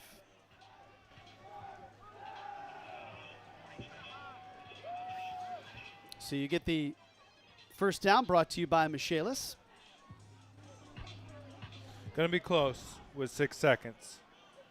Might just go for the Hail Mary here. Yeah, and this is right about the edge of Polk's arm. He's going to need some room, and they're not going to give him any time or room. He's going to have to sling this one on the run. Clay catches it. The clock has hit 0:00, so the first half will come to an end. Marian was hoping to try and get on that turf with 1 second left, but the first half belongs to the visitors from nearby UIndy. 4 first-half touchdowns. Marian's got a lot of tucking to do in here at the half. They will get the ball to start the 3rd quarter. We have reached halftime here at Marian. You see the score, Greyhounds 28, Knights nothing. You're watching Marian football tonight on ISC. We're gonna keep it right here. We're not gonna head away just yet. Greg Rakestraw is gonna spend a quick minute with Marian head coach Ted Karras. Hey guys, thank you very much. Ted, obviously not the situation you wanted to be in. Just overall thoughts on half number one. Too many mistakes, too many jitters. You know, we have a lot of guys that had never played, in a college football game before. We got to play a lot better, obviously, the second half, but really just too many mistakes early on. We should have 2 picks, bad one on the punt. You can't win football games playing like that. I was going to say, what changes for you in half number 2? Well, hopefully these guys, got that out of their system and we execute better, especially offensively. Thank you, Coach. Ted Karras going to have to join us. Scott, back to you. And you know what? I will say this. No matter the score, Coach Karras will give you the opinion. Oh, yeah. And he'll talk to you. And we talked about it. Jitters. It was early. Oh, yeah. No, he hit everything. I mean, he said exactly what we've been saying. Yep. And Marian, with those mistakes and those jitters against a playoff pedigree team like UIndy, that's when you find yourself down by 4 touchdowns. Now we'll take that break here at the half on ISC and MyIndy TV. Still waiting? You could have been seen by an orthopedic specialist at OrthoIndy Urgent Care. Avoid the wait, cost, and drama of the ER. OrthoIndy Urgent Care. Orthopedic care without the drama. Find a location near you. Meet Kate. She has a lot to juggle. Family, work. It can lead to trying days and tired nights. But we know Kate, and at Indiana Members Credit Union, we know at some point her space at a premium life may change. IMCU is here to help Kate and you find your space. Now, add on or remodel with an introductory rate of 3.9% APR on a home equity line of credit. Today, it's all about Kate. Tomorrow, it's all about you. Because at IMCU, it's you that matters. This story is mad good. Ice Spice? Who's that? It's my ex, lemon lime soda. This is intense. But I love you. Buddy, it'll be okay. Or not. Welcome back to Marian University football here on both ISC and MyIndy TV. Score at halftime. From the Marian perspective, too many for the Greyhounds and not enough for the Knights. That's the thinking of the longtime president here at what was Marian College, frankly, when he started, and now Marian University. It is Dan Elster. And you and I were having this conversation that I remember talking with you 16 years ago when this facility opened. Is this what you had envisioned when you brought football here 20 years ago? Yes and no. I never even thought we'd be behind at halftime like this. But in terms of community, we're getting great student athletes. We have enrollment has boomed, right? When we started this program, we had about 1,500 students. Now we have 5,000. A medical school, Whitaker Engineering School, everything's changed. And a lot of people would look at the history of University of Notre Dame when it really took off, and they were great in football. So there's some similarities there, and we're very happy with it. We're happy with our student athletes. We're happy with our coaches. One of the things that you wanted to do when you brought football here, the seeds were planted 20 years ago. This is the 19th year, by the way, of intercollegiate football here at Marian University. You wanted to have this on-campus experience again. Not the scoreboard, but you wanted to have a full house. What is this atmosphere like for you tonight? Well, it's great. We believe in community. You have to have big ideas and big relationships and bonds of the heart. I've been walking through the crowd as I do. A lot of alums here, a lot of parents in the early years. It's a tremendous feeling, and the unity of community powers this place.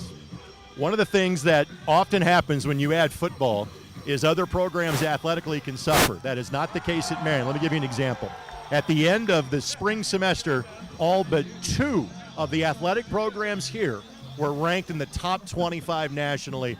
Just your thoughts on the overall success that your school continues to have in virtually every sport. I would tell other presidents the first thing to do is get one hell of an athletic director. And Joe Hackman started it.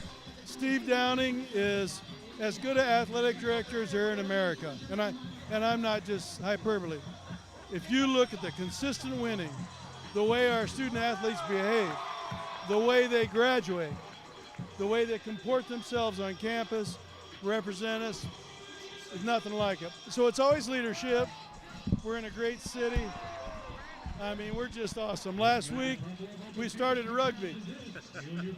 University of Kentucky's won national championship twice.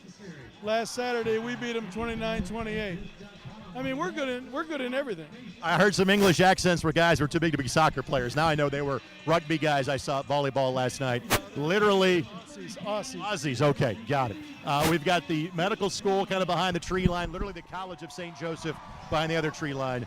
The world is changing at a faster pace. So too is higher education. How is Marian poised for those changes going forward? Long time ago, Richard Lugar was our mayor, and he had a great speech in 1968. I go through those old visions of a guy like that. He said, you want a great city, have great universities. We are now a national doctoral research university, expanding med school, adding new doctoral programs. We have a vision to be another R1 school alongside Notre Dame, IU, and Purdue in the next 7 years. I would not bet against this. I'll give you the athletic site plug and the educational site too. Marian.edu, MUKnights.com for more information. President Elster, always good to see you, my friend. Dan Elster, president of Marian University, will take this quick time out. Another special guest will join me momentarily here on the field at Ascension St. Vincent Field. Hounds lead it at halftime, and you're watching Marian football on ISC and MyIndy TV.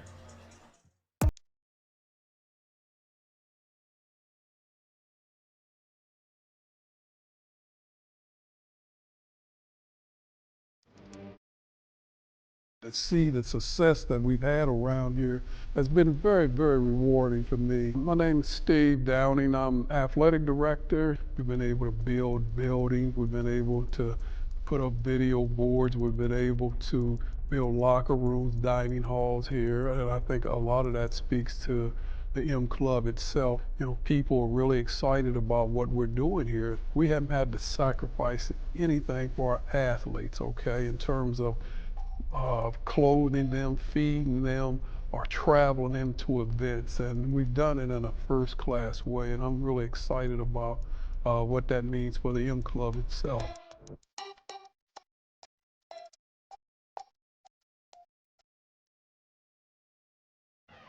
Back at halftime here at Ascension St. Vincent Field, Marian trailing University of Indianapolis 28-0. The third installment of the monumental matchup and our first in 9 years, where literally, look at the closest car dealership to this campus. You go about 2 miles directly that way, you would go to the newly rechristened Speedway Subaru. I know it well. Our next guest doesn't know this because I own a car from Speedway Subaru, and they have fantastic service. I was just there about a month or so ago. This is Derek Snyder. For many years it was Falcone. Now it's been about a year in leadership or the name of Speedway. So it's new to you and the family. How's it gone for you so far? It's been fantastic. We've been super lucky. We have a great staff, and that's really what happens when you buy a dealership. You buy the people. And that's been, you know, the best part of this whole thing. The second part is getting back to Indiana for us. And so I might be new now, new face now to Indianapolis, but actually I started right here at Marian College. President Elsner was just getting started. It was Marian College, so it tells you, speaks to the testament to how good he's done here. It's Marian University now. We don't even have a football team, so it's been awesome to give back. That's really what this is all about. A lot of our core values that I learned right here, we still, you know, are dedicated to this day, whether it be treating our customers and coworkers with love and respect. That's what you learn here at Marian. Same thing with just commitment to our community, really, is what it's about. And that's what we're trying to do, is give back to that community. I want to give back. Obviously, you've got an emotional tie being an alum, but literally this is a neighborhood. This is a mile and a half, literally just down the road from the dealership. To be able to sponsor the athletic programs here in your backyard, what does that mean to you? It means a lot, because you're right, it is personal, but at the same time, we have a lot of great customers. For Subaru, it ties in great to our love promise. Both teachers and healthcare are our #1 customers, and that's what's going on right here. Again, Speedway Subaru, just down the street on 16th Street, just on the east side of the White River. Derek will happily sell you a car. See my friend Amanda Wallace when you go there as well. She does a wonderful job. The Rakestraw family is a 2 Subaru family. Yes, we're that type of family. Back to the booth to Scott and Zach. Appreciate that. You know, I got to give Greg a lot of credit. Trying to get a deal after he bought the car. Right. They've got, two of them are sitting in the driveway, and he's like, hey, if I need the oil change, I'm going to come back in and see what Derek can give me.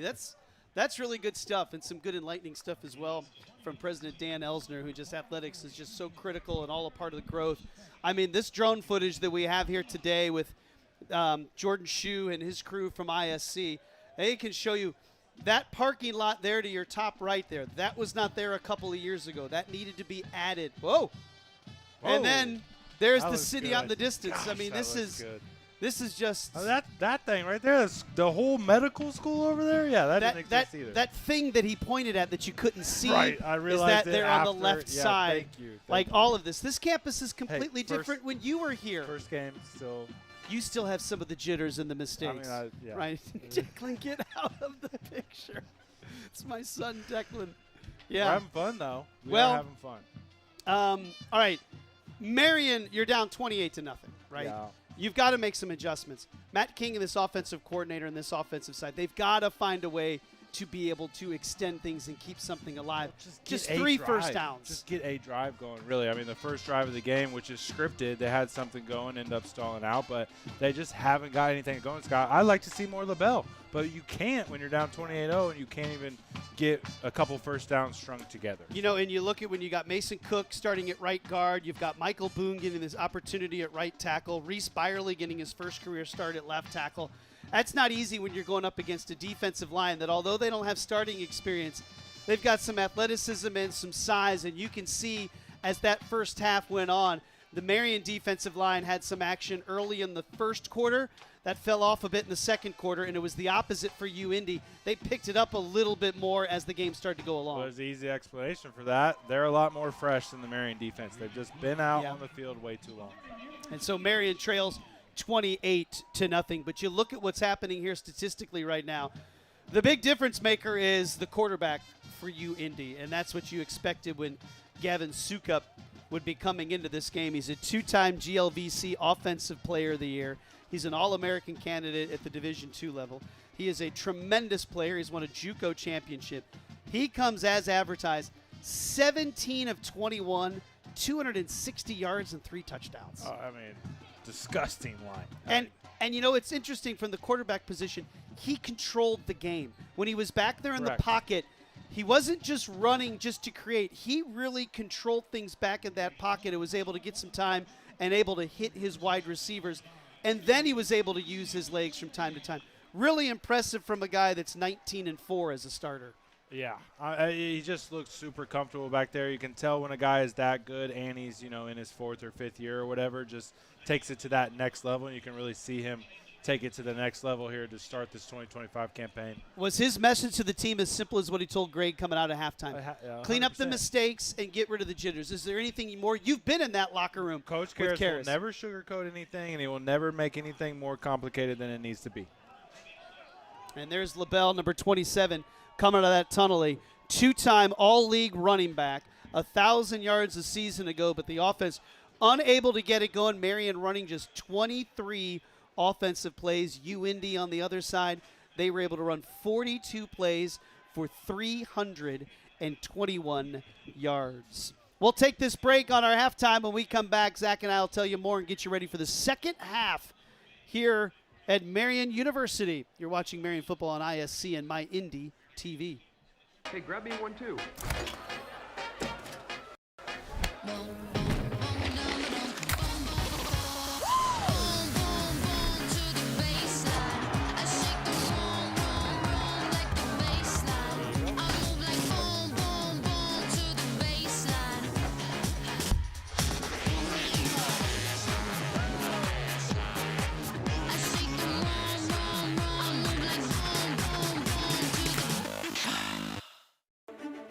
There's something that may surprise you about Marian University.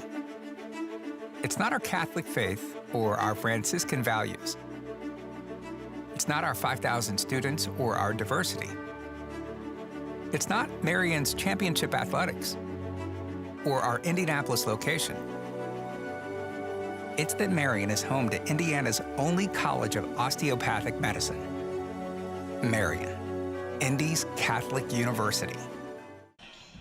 The relaunch of the monumental matchup between UIndy and Marian. Perfect example of Wilkie blocking. That's another. He has laid some guys out today, and he's caught it well as well. Sorry, I got a little fired up. I'm Scott McCauley. That's Zach Graves, and he's jumping right into these highlights. That's a great block. And UIndy really schematically unbelievable the way they were get some guys open in space. Oh, yeah. This was their opening drive. Their first play of the game, they went backwards 10 yards, and after that, everything moved forward, and it culminated with a 2-yard touchdown reception the first of 3 touchdown passes from Sukup, and that was the first career catch for the tight end, Colton Wilkie.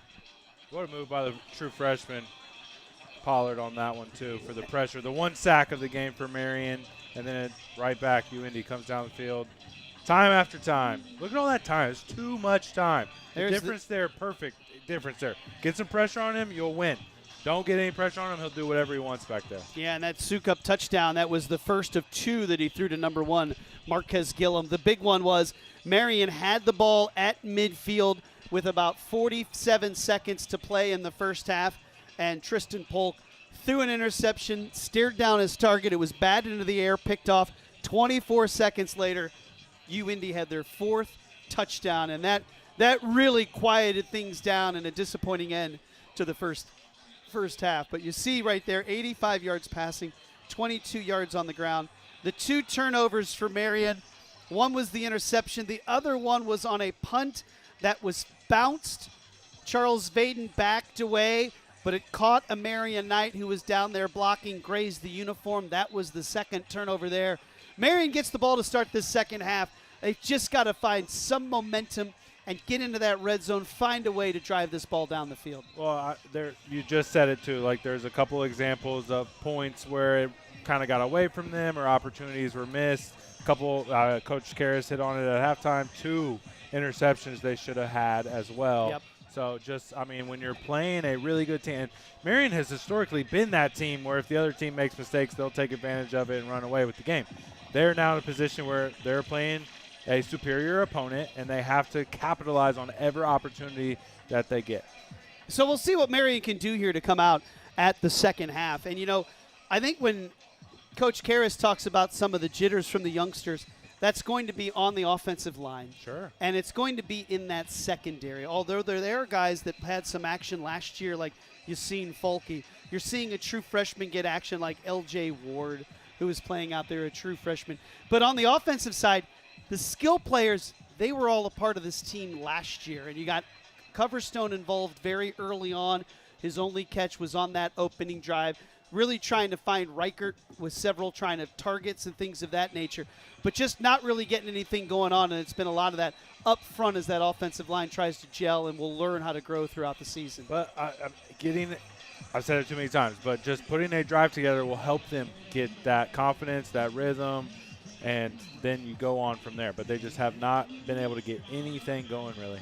If you're the Greyhounds and your head coach, Chris Keevers, according to plan, how good do you have to feel from what you've seen from your team here in their first go in a very important season, one in which they have high expectations because they're looking to make the playoffs for their 4th straight year? Well, I've always said it. When you have a great quarterback, it's really just like what else can we try to work on, right?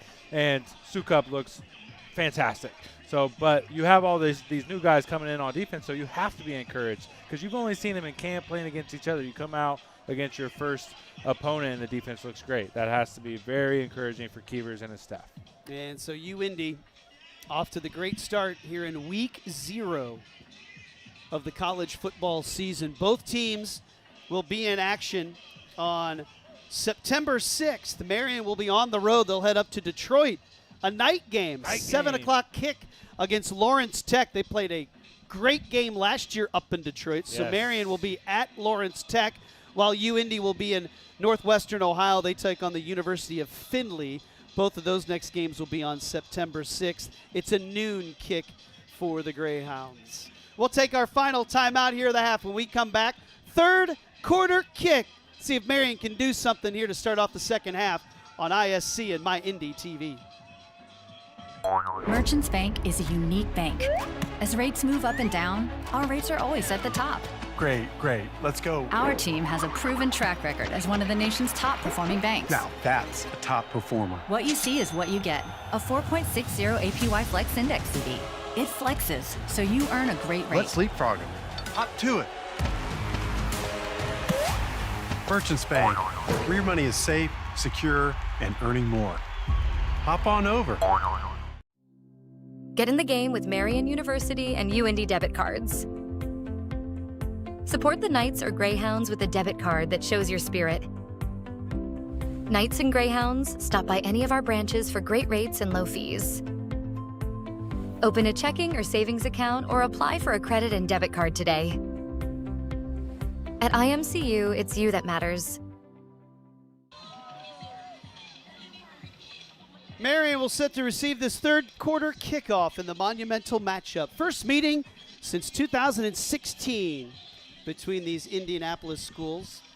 You know, third meeting, and you might not be rivals on the field, but you're rivals because you're recruiting against the same kids. Sure. You know, you are looking at Central Indiana kids when you're looking at recruiting, and Marian and UIndy are the only two schools here locally that can provide scholarships and provide money. So these are teams that are rivals as they continue to recruit against each other. The freshman Price brings it out, and he will hurdle and stumble out across the 20-yard line. So Elijah Price, no fear from the freshman from Ben Davis in taking those kicks. He's taken a couple out after catching it in the middle of the end zone. Got to put a drive together here, Scott. Just got to get something going here.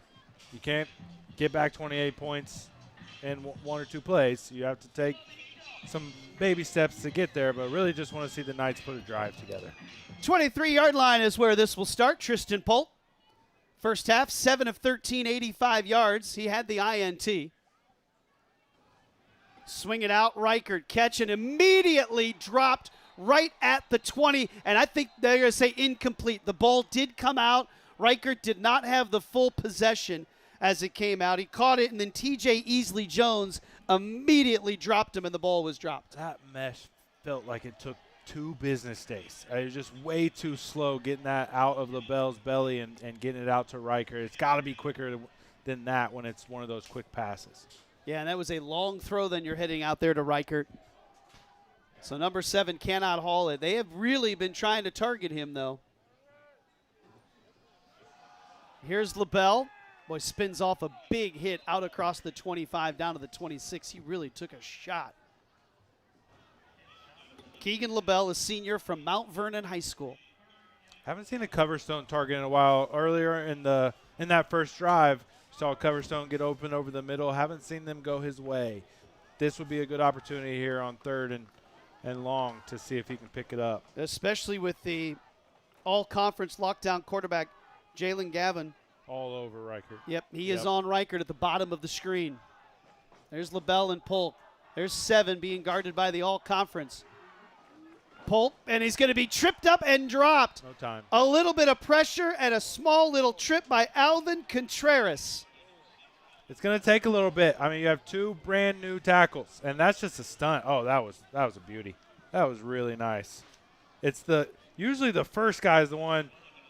That's Contreras who's coming through. He's not the looper. He's able to knock the tackle off his track and then get right into Polk.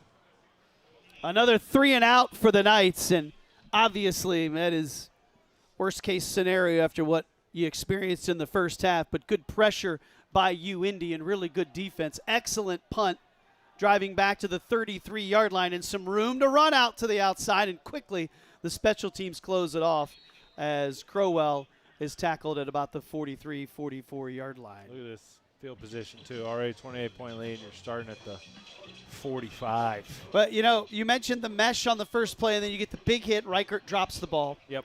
And then LaBelle runs it up the middle. Good play on 2nd down to give you an opportunity, and then the defensive line's able to fight through and trip things up. Yeah, you don't even know what you could have had on 3rd down because of the pressure.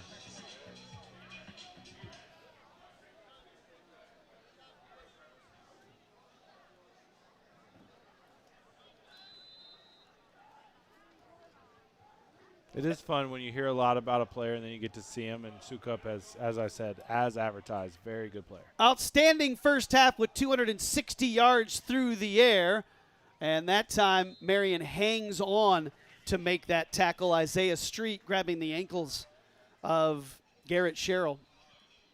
Yeah, I mean, this coming into the season was the strength of the Marian's defensive unit because you have so many returning stars, and we've seen some young guys get in and make some plays as well. This is the strength of their defense. You hit on it earlier, too, just that entire front 7 with the youth that's in the secondary. So far today, I've been impressed with how they've played to an extent. And right now, UIndy with these formations is really spreading out that front seven. Sherrill in space, first down, and he's into Marian territory. Those running backs have made some explosive plays out there in the flats. Yeah, as planned. I mean, UIndy came in knowing that this was the strength of Marian's defense, so they've spread them out. They ran misdirections. They've gone motions. I mean, Wilkie has been everywhere, blocking and receiving at his tight end position. And, yeah, I mean, they're just doing a lot of different things. 4 down lineman, Woodall in the middle. Sukup, long throw out into the flat, but it's going to be out of bounds. Yep, out. Ball sailed home a little bit. Crowell tried to run along that sideline, but caught that incomplete. 2nd down and 10. Very balanced offense, just really good in passing and running. They're able to switch it up at will. Lots of different formations and motions and misdirections and flats and crosses. I mean, it's a fun offense to watch. There's number 31, Ozzie Pollard out there.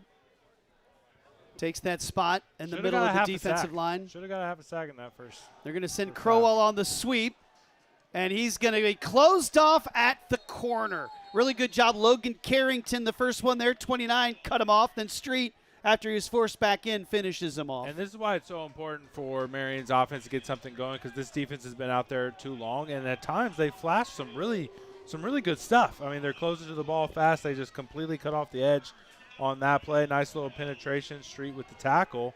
But they just got gassed because they were on the field for 20-plus minutes in the first half. Here's a 3rd down and 12. And UIndy didn't have any trouble on 3rd down in that first half, 6 of 8. And some of them were long conversions like the one they need here. Sukup all day, and it's going to be caught. That's a first down to the 27-yard line. Scott, that's a blitz. They're bringing 6 guys, and Sukup still has all day. Not even in a hit on him. Look at that pocket. That cannot happen, because then the result is a long, skinny post over the middle for 20-plus yards and another first down. Yeah, that was the running back, Fatuki. He was able to block Woodall coming on that blitz. That's a big play on a 3rd down and long. They're going to say he caught that at the 26, first down and 10. And there's a good hit, Woodall, and a late flag is thrown from the line judge. Yeah, nice tackle in the middle there from Wyatt Woodall.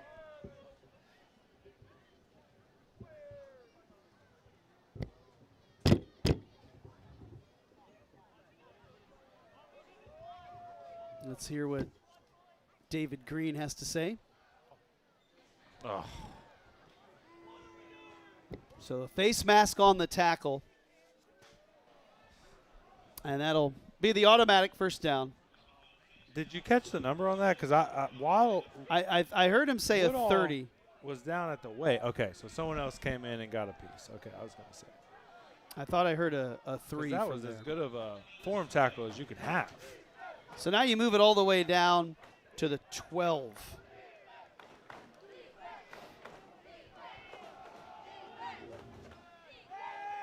Sherrill to the 9. Little counter, double pullers, back to the right. Little something there, not much.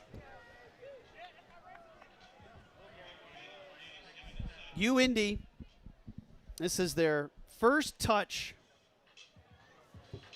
of the second half. This drive started at their own 40. That 15-yard penalty helped move it down to the 12. Now they sit at the 9. They can still grab a first down if they reach the 3-yard line. 2nd down and 7. Sukup, Crowell in motion. And then they'll send Sherrill the other way, and 3 Knights will gobble him up, and he'll lose a yard. A really nice patience by Woodall and that linebacker core there. You bring the guy in motion. You're supposed to try to get them flowing to the opposite way with the jet motion fake. Woodall wasn't fooled. A couple other linebackers come up to help him and get that tackle. Where they're going to bring 4 wide receivers out in this formation, and Sherrill can act as one as the running back. He's had some big plays just simply moving out into the flat. And Sukup's going to look left, scan the middle. He's going to float one to the far corner, and he just overshoots his man. Good route and open out there was Anthony Crowell. but it's incomplete. One of the rare misses today from Gavin Sukup. I mean, that was an insane route. That corner, he broke off the defender. And you need some time to run a route like that. Exactly. You need to be able to stand back there and wait for that to develop, and that's one they'll watch on film, and he'll hit that later on in the year as he misses it tonight in the opener. Now they'll have Andrew Herron come on and attempt this field goal attempt. 27 yards, and the kick is good. So the first drive of the third quarter for UIndy results in 3 points, and they push the lead here at Marian 31-0. You're watching Knights football tonight on ISC and MyIndy TV. Steady, steady. I got this. I don't think that's right, Peyton. Being a heart surgeon is tough.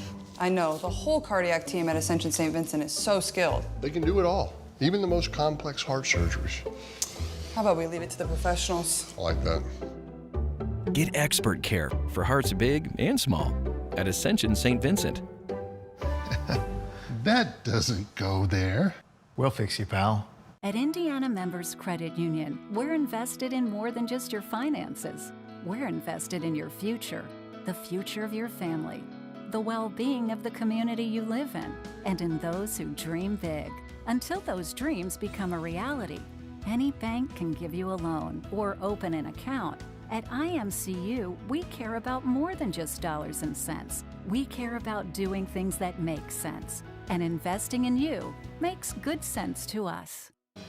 Well, 31 the number on the scoreboard for UIndy, but number 31 has been impressive so far for Marian University, and that is the true freshman Ozzie Pollard. Again, you have referenced the fact that his father, Scott, obviously a former Indiana Pacer, amongst numerous other stops in a double-digit year NBA career. I encourage you to go to ESPN.com and check out the documentary Heart of Pearl, again, because Scott, a heart transplant that allowed him to be here to watch his son be a freshman football player and hopefully beyond at Marian University. And yes, he chose number 31 because that was his dad's number throughout most of his NBA career.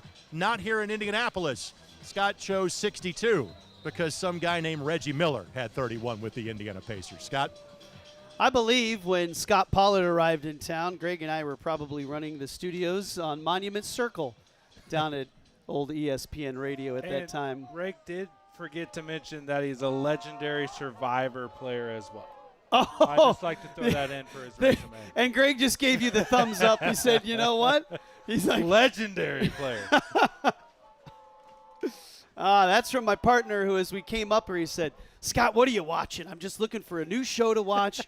I need something to be able to get to. Well, Paige just made me watch Wednesday, so I need to get something else, some action on the next. Need a little more something to move you along from that one. Yeah. 31-zip UIndy on top. They'll kick it away. No fear back there for number 23, Elijah Price, true freshman out of Ben Davis High School. Think he's going to get another opportunity. Nope, this one will bounce through the end zone. All right, Tristan Polk on this offense. A 3-and-out on their first touch here in the third quarter. Marian will get back into MSFA football play in their next game, week 2, on the road at Lawrence Tech. They were co-champs of the West last year. You're talking about week 2. I mean, we still got a lot of game to play. Well, they're going to get into week 2 and get in the league play, stepping out of it for a minute here. I'm just but with you. You do want to see something. We need some life, though. Happening here right now. We need to see some life here from the offense. They'll start at their 25. Polk, the fifth-year senior from Floyd Central High School. Threw for 2,200 yards a year ago. And here's LaBelle, and nothing is right there for number 27.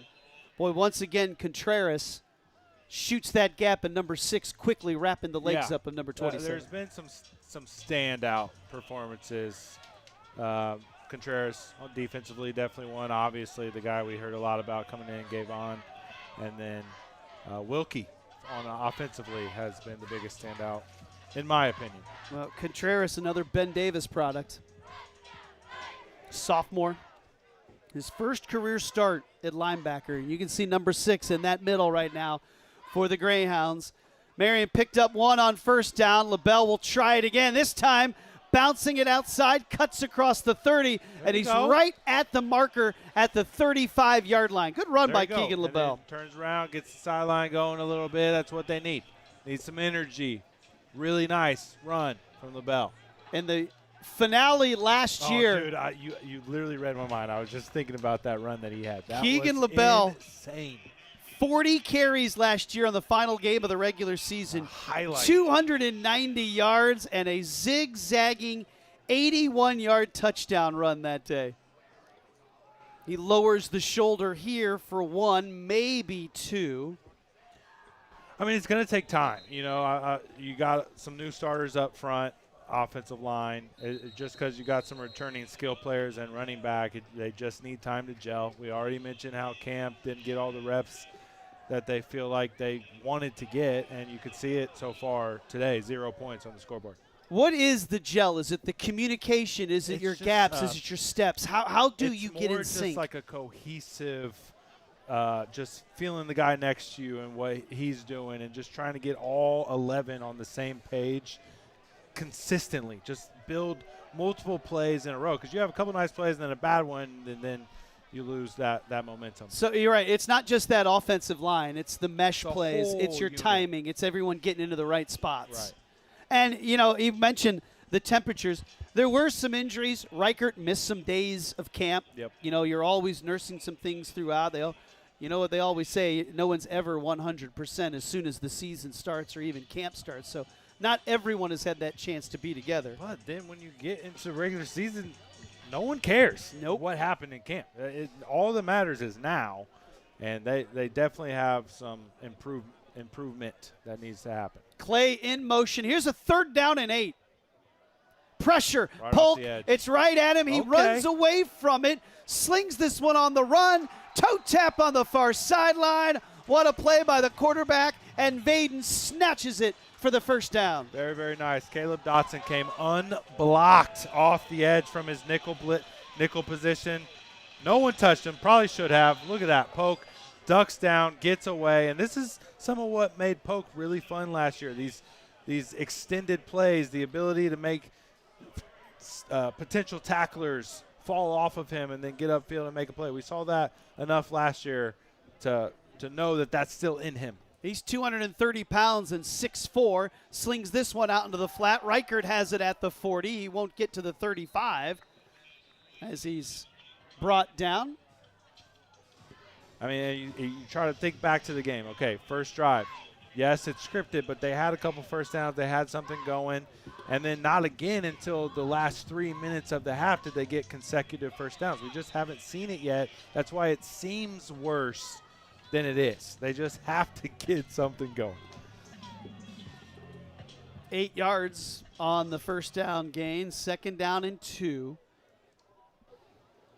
UIndy, 4 first-half touchdowns. They kicked a field goal on their first drive here in the 3rd quarter. Marian trying to dent the scoreboard for the first time tonight. And LaBelle, stutter step, and he'll be a yard short. 3rd and 1. I wouldn't mind seeing a little bit of quicker pace, a little no huddle. Just try to, not necessarily in a hurry, but when you have a couple nice plays like that, get right back on the line of scrimmage while the defense is somewhat on their heels. Yeah, and he'll be some defensive substitutions. 3 fresh players come on the field for UIndy. Right. There's Wells, the center, number 64. 20 straight starts at left guard, opens this season at center. First team all-league guard a year ago. Polk's going to try and find that yard, and he will push forward 35, 34-yard line. Yeah, Greyhound saw it coming, sub out some defensive linemen, try to get a little more beef in the middle, and it didn't matter. Polk, you mentioned 6'4". Sometimes you forget that he has a big frame, and he can do things like pick up a yard on 3rd and short. Another Michaelis first down for the Knights. And this is the drive that we've been looking for. I mean, 11 rushing touchdowns last year. That's a lot. Or in his career last year. Yeah, last year, 11 rushing touchdowns for the quarterback. He'll pull this one out of the belly, throw it outside, and just a miscommunication that time. Well, the pressure. Yep. Cornell Branch was coming off the edge, and he had 2 options, the flat and a little slant curl, whatever it was. out there for Vaden, and he just ends up going to nothing because of the pressure. Football's on the Greyhound sideline. I love football. I missed it. It's so good to be back. It didn't sneak up on you this year? A little bit, I'm not going to lie. A little bit? Yeah, work's been busy, dude. Get that late August for week 0, right? Yeah. You'll feel it this weekend. No doubt. Polt over the middle, Awesome. caught, in step, and Beauty. Coverstone is into the end zone. Beauty. That's exactly what they needed. I mentioned Coverstone can be the X factor on this team. That is a really nice pass from Pope. Get him over the top of the defense, and it results in a touchdown. That's really nice from Jamison Coverstone. Really nice from Pope. And J-Mo finds the end zone, the first touchdown of the year for Marian. 34-yard touchdown strike from the senior to the redshirt junior from Fort Wayne Carroll High School. They needed that. They needed something to feel good about. Curry now on for the extra point as Marian has scored their first touchdown of the season, and Curry's kick is good. We'll take a timeout. Marian has found the end zone tonight, but it's still all UIndy. But a highlight play from the Knights. They trail 31-7 on ISC and MyIndy TV. When you have back or neck pain, you'll try anything for relief. Anything.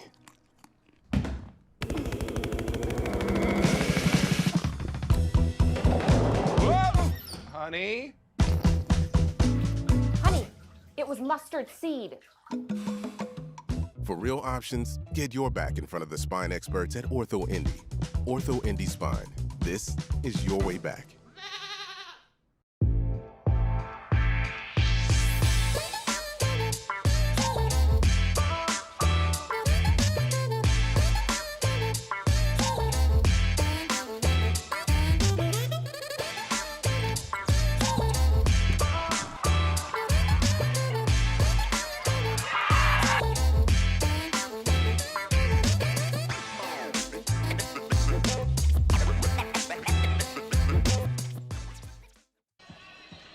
Well, what a beautiful day. I want that as my screensaver at work. You know, you weren't sure what the today would look like. A little cool this morning and then the rain, but look at how wonderful tonight has turned out in Indianapolis. We're on the west side. Seriously, that is gorgeous. Oh. Death Star. Crew is doing it tonight, aren't they? Yeah, they are. My daughter right now is playing in a high school golf match over at Coffin. I think you might be able to see them from that drone shot. Yeah. Yeah, what a beautiful night here in central Indiana. UIndy having a time tonight. They lead 31-7, but Marian has scored their first time. Now the surprise onside kick. It's loose. They had it loose, but I think UIndy's able to fall on it. I love the call. Oh, absolutely. Yeah, you love it. You almost had it executed. They really came close to getting that. And you know what? UIndy was not caught off by surprise. They were ready. They were ready there to field it. It was knocked away. So good coaching on both sidelines for that. That was close. Really. Watch this. And look, UIndy doesn't break. They're ready for it. Like they didn't turn around. It is loose. They had a shot. That's all right. That was either Alpha Seika. I think that's who it was, number 23, wide receiver. He didn't immediately turn and retreat. He did what you're supposed to do. Make sure they kick it. He was there. Yep. And so UIndy takes over right at midfield at the 48. And Sherrill nowhere to go as he's run down trying to get to that corner, but he's unable to do it. Darian Dixon, another play for the freshman. Yeah, that's big time. You see so many of these young guys in the front seven stepping up and making plays early on. I mean, to not get reached and not give up that edge that's been given up a few times in this game. A really nice job by Dixon. And then Yassine Folke, number 0, is able to come up and finish that play off as well as he sees the play made. Second down and 12, loss of 2. Start stacking up nice plays together. Aiden Brewer, the tight end, switches sides. The other tight end, Wilkie, is in motion. And they'll give it off to Sherrill, slips through the first tackle. Marian's trying to rip at that football. But number 7 cradles it and falls down after a good gain. Yeah, again, I just really like all the misdirection, all the motion, and then come back and run. And Marian did a pretty decent job not giving up too much there, but to have it look like it's going this way and then you go back up the middle, it's challenging. 3rd and 5. Cheryl looks good today, too. He's got some juice to him. Yeah, the running back for UIndy, sophomore, a true sophomore from Brownsburg High School. Played last year as a freshman. Sukup sends him out, throws it over the middle, caught, really good route in space. Spin move, frees up at the 30. Caleb Carver down the sideline, has an escort, a stutter step, lunges for the end zone, and he will be just shy of completing what would have been a 48-yard touchdown. So you bring a linebacker blitz, it almost gets there.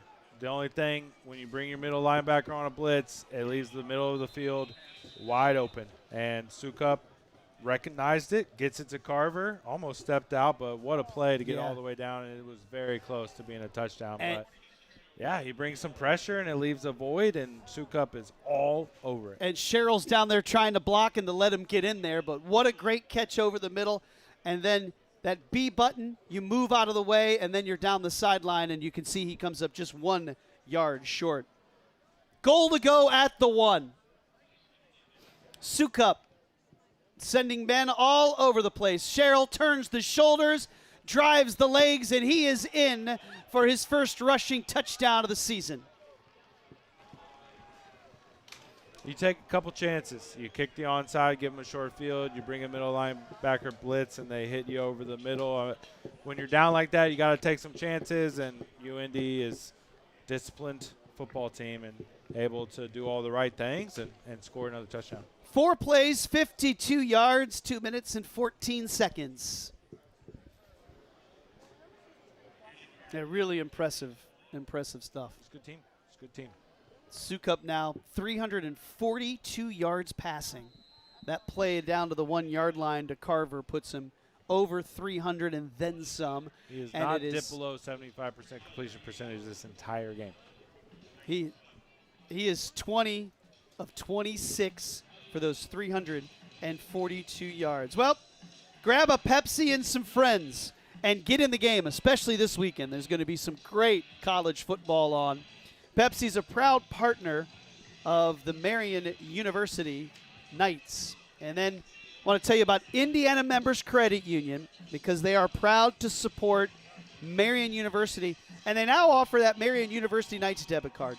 Card is included when you open a free IMCU checking account. So get your Marian University Knights debit card today and show your support. Visit any IMCU branch or sign up online now at imcu.com. All UIndy tonight. And they're taking it out on Marian, who won the first 2 games in these meetings. Back in 15 and 16. Marian won a close, tight game here at Ascension St. Vincent Field in 15, and then they took it to the Greyhounds in 16 at Key Stadium. That's where we will play next year. These teams will hook up on the UIndy campus. And finding a little seam, bumped out to the 30, and Price is tugged down at the 45-yard line. Really nice. Really nice return by Price. I mean, he's been busy, but he is showing you no fear at all back there in returning that ball. A really strong return by the true freshman. It's encouraging, I will say, to see, a tough first half, coming out of camp, first game, Division II opponent, very, very slow start, but I feel like Marian has turned a little bit of a corner here. You really want to see them see that through to the end of the game before they prepare for league play. Pre-snap penalty, then it's going to be a false start. I mean, that's not going to do what I was just talking about at all. But still, some positive encouragement we've seen. Just the 3rd penalty on the Knights today. Only 3 on UIndy. Broadcaster curse there, Scott. Now we've got the official is 8 of 11 on third down. To me, that's the one that sticks out the most. Yeah. Yards, time of possession, obviously very skewed. But that third down thing, not getting off the field, it says a lot. Yeah, UIndy, 8 of 11 on third down. That's one of the reasons why they have 70 plays. And for Marian, that was the 32nd offensive play that they have run. Yeah, and I don't love doing the exact same play after the pre-snap penalty because the defense knows it's coming. That's when you switch it up and then, fool them. But Wrigley Franklin over there at the end just waiting for Coverstone because he just saw it. 2nd down and 22.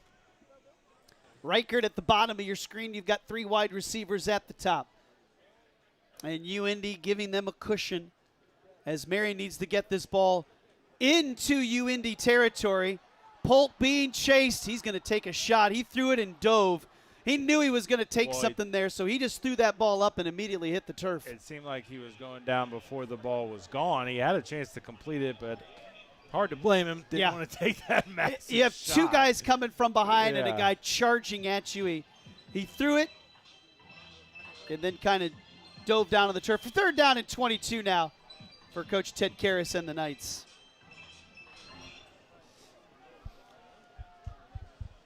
You've got that defense just full speed coming at you. You're running to your right.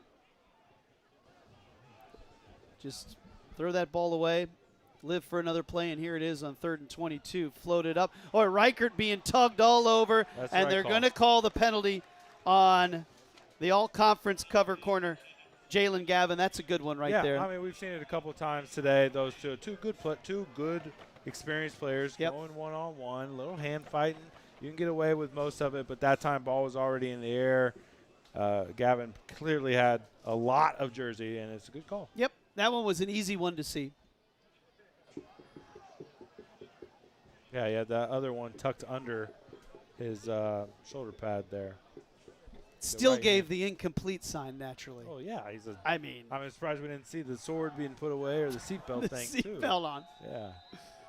He's had a heck of a night as number 12 for UIndy. Yeah. I mean, he's a good player. We're teasing. He's done it. It's been a good matchup between he and Reichert. 1st down and 10, so Marian gets the fresh set. They'll try Coverstone again. This time he'll pick up a couple, maybe 3, as he darts out of bounds in front of his teammates. Yeah, nice job by the offensive line on that outside zone scheme with the jet sweep, but Pilkington couldn't quite hold on to his block long enough. Seconds ticking away here in the 3rd quarter. Week 0, college football. Marian ranked 23rd in NAIA action, and UIndy checks in number 20 in the coaches poll for Division II. 10 wins a year ago for the Greyhounds. Marian 8 wins and failed to make the playoffs. 2nd down and 7. LaBelle able to run through a tackler. That Marian team last year, 8 wins. That is the first time in school history a Marian team has amassed at least 8 wins and failed to make the playoffs. And the reason is those 2 losses were critical big losses. Oh, yeah. I mean, that Indiana Wesleyan loss almost counted as 2 itself. 3 quarters are in the books. What a night for the Greyhounds. UIndy is leading here at Marian. 15 minutes to go. Here tonight, you're watching the Knights on ISC and MyIndy TV. We jumped in immediately. We take an intro to engineering course. And they sit there and tell you, we're not going to push you through every single prereq your first 2 years. We're going to let you get hands-on work with engineering right away because 2 years of a prereq, that's boring. There's companies always asking for students with shop experience. And the dean will email me and say, hey, they're looking for a guy just like you, which is awesome that the dean knows who a guy like me is. Getting an internship here has been much easier than I anticipated. My friends at bigger schools are telling me, well, I need to live, close to this city so I can work for this company. Well, I'm already close to the city. I live here. Still waiting? You could have been seen by an orthopedic specialist at OrthoIndy Urgent Care. Avoid the wait, cost, and drama of the ER. OrthoIndy Urgent Care. Orthopedic care without the drama. Find a location near you. Marian trying to get a second score. UIndy leads at 38-7 as we start quarter number 4. Back to Scott and Zach in the booth in a matter of moments. But Thorpe Miller from Indiana Members Credit Union is stopping by, and they support not just the Marian Knights, but the University of Indianapolis as well. In fact, Thorpe has some show and tell for us here. Exactly what we have here, buddy. We've got, we're partners on both sides, so we have affinity debit card relationship with both schools. It's been a great relationship, long-term relationship with both schools. We love the monumental matchup and the rivalry that goes along with these long traditional schools, and it's been a lot of fun. Well, I know this as a UIndy Greyhound back in the day. The corporate offices are not far from the campus on the south side, are they? Very close, and we have a lot of alumni we have alumni on both sides of the field tonight, so it's been fun. For decades, IMCU has identified local sports as being a great way to get your message out. Why is that the case with IMCU? We love, the sports obviously generate so much passion and excitement, a lot of excitement going on out here right now. But, just the energy and the excitement that goes with it are just a great fit for what we do. We love giving back to the community, both high school, college, and even the professional level. So, what's new at IMCU these days? We've got a lot going on with the new Visa debit cards are our big one right now. So a lot going on with those affinity debit cards, but just continuing to grow and partner with the community. So you think I would have this down by now, imcu.org, correct? imcu.org.com, whichever you want to go to will work, but imcu.com is perfect. I only read that just a few times during the course of the season. Scott, back to you. That's great, and I love the two cards, what you're seeing down here on the field. And what a 100 grab in space over the middle by Pilkington. And the big-bodied tight end takes it all the way down to the 5-yard line. Well, we haven't seen much tight end action for the Knights so far. Barley has graduated, so a big opportunity for Pilkington to step up. Nice big play in week 0 for him. IMCU, we've just had that read about the Marian card, the UIndy card as well. Just great support here for both of these universities. Great to see them back on the field together. Last time was in 16. And UIndy, high expectations this year for the Greyhounds. And they have looked the part thus far tonight. Marian trying to find the end zone for the second time here in the second half. Big play by Pilkington sets up first down, goal to go from the 5. Big 88, you see him there. He and Ben Uran. They'll move Pilkington to the left, keep Uran there on the right. Move LaBelle, shift the running back over. They'll give it to him, and the Greyhounds will bottle him up. First there to shoot on through there was Caleb Dotson, number 23, the senior linebacker. Yeah, just no alley there in the middle for LaBelle to find. Nice job by UIndy defense. Big opportunity for Pilkington to step into that role that Byerly voided with graduation. He's a big boy. Yeah, number 88 certainly is. 6'4", 265. And Polk's going to try and get to the corner. And he will be pushed out. Just couldn't get there. Good speed from the Greyhounds and those linebackers getting him there on that far side. We've seen that a lot today. Obviously, Contreras is the one who's popped. But Wilson Sklabach has made some plays with the interception as well. He's the nickel, but yeah, all that front 7, second level of defense for UIndy has been really good today. Third down from the 2. Matt King sees something, signals in the play. The offensive coordinator for Marian relays it to Polk. LaBelle trying to get to the outside, and no one is there, and a flag is thrown in afterwards. And Marian is signaling that it's a face mask against UIndy. Yeah, Marian has had trouble getting outside runs going today. So let's see what the call is by David Green. It is. So let's try it again. First down, goal to go at the 1. Actually, they are gonna put it down at the 1. So he did get back to the line of scrimmage. So we're at the 1. Both teams have committed personal foul penalties right on the doorstep to give the offense a fresh set. Polk gets in that position. 11 rushing touchdowns a season ago. This time he'll turn. LaBelle lower his shoulder. He'll be tripped up. He could not extend it over. They'll say he'll be down 2 feet shy of the goal line. I don't mind the call, the short toss, with the anticipation for UIndy thinking it's going to be a quarterback sneak, but then you just have a really good play. Yeah, Mario Williams comes up. Yep. Yeah. Makes that play. Hits him. Trips him up just enough. 2nd down.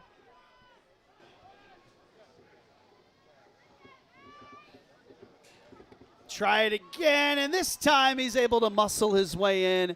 And LaBelle, who had 17 rushing touchdowns a year ago, the 2nd most in a single season in school history, finds the end zone tonight. Very solid drive from the Marian Knights there, obviously aided by the big play from the big tight end over the middle, but to get a scoring drive is going to go a long way towards the rest of this season. I mean, a lot of football still to play.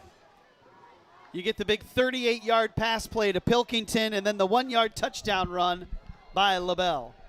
And then Curry blasts the kick through, and Marian has their 2nd touchdown here of the second half.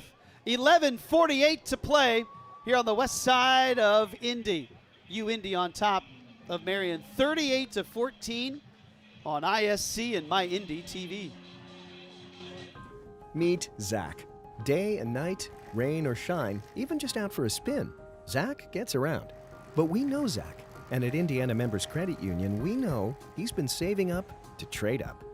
IMCU is here to help Zach and you drive your dream. Now get financing as low as 5.74% APR on a new or used vehicle. Today, it's all about Zach. Tomorrow, it's all about you. Because at IMCU, it's you that matters. Caitlin, I'm here to show you all the best places in Indy, like the Peyton Manning Children's Hospital ER. Great place to go for a fever, am I right? Or a common cold. Get it? Like a common cold? Tough crowd. Can I have an autograph? Of course. Caitlin, it kind of seems like you already know your way around. A little, but my name's not on the hospital yet. Peyton Manning Children's Hospital, a new and expanded ER to serve more of Indiana's kids. Colt, like cold. That's the joke, right? Keegan LaBelle last year went over 1,000 yards. He was the first Marian Knight to go over 1,000 yards, would you believe, since Charles' salary in 2019? I would believe that. And he had 17 touchdowns a year ago, the 2nd most in school history. Who are the men that had the most touchdowns in a single season? And do you know how many and when, Zach Graves? 3, Tevin Lake, Chuck Salary, and Krishan Hope.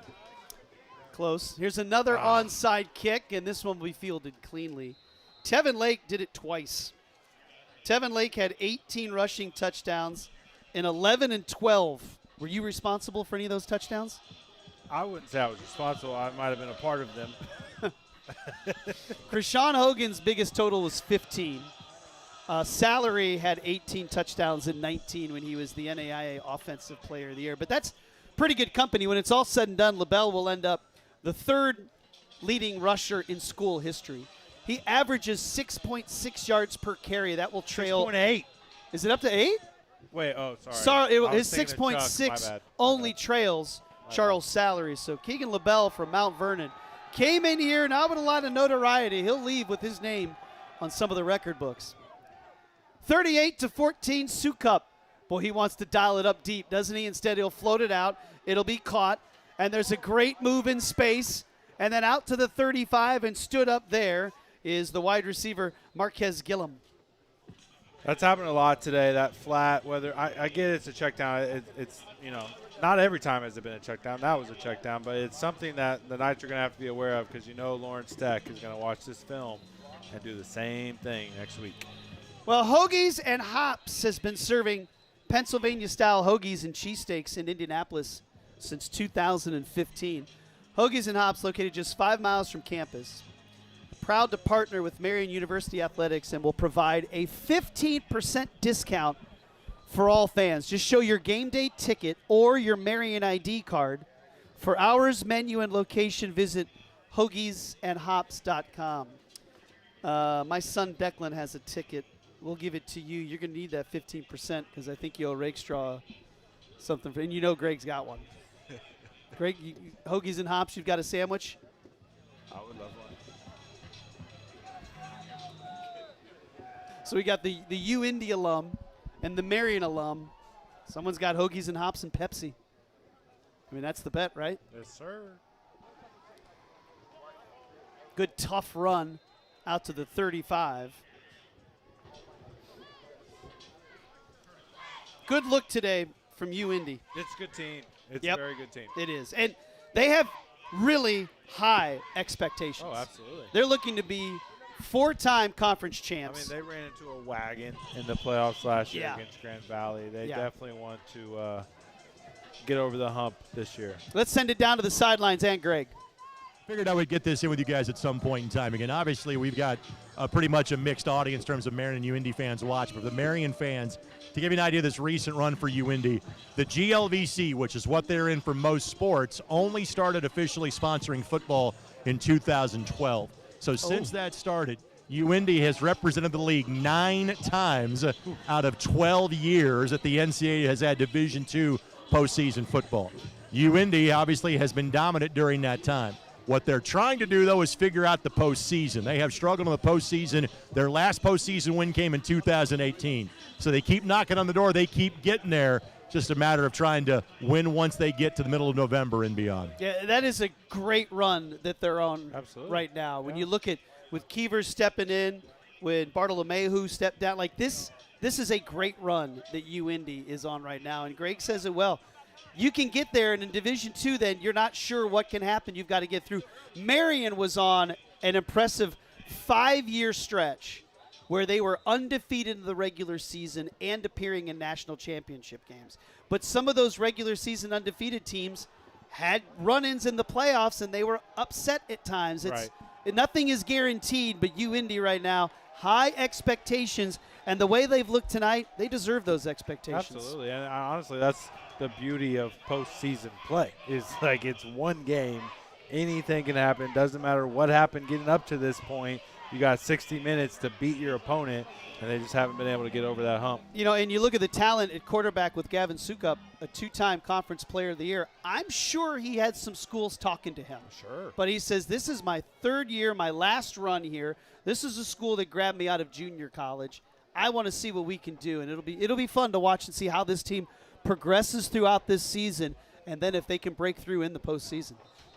3rd and 13, it'll be blown dead, just as Sukup took the snap. And for Marian, this loss here will not impact the way things will look for the rest of the season. If they can win their league, an outright winner on their league, they'll grab an automatic berth into the postseason. I mean, that's why last year was such a disappointment, the way that St. Francis, Indiana game went, to have the lead, to give it up and know that's what kept you out of the postseason. It can happen that fast. 3rd down and 18 after the penalty.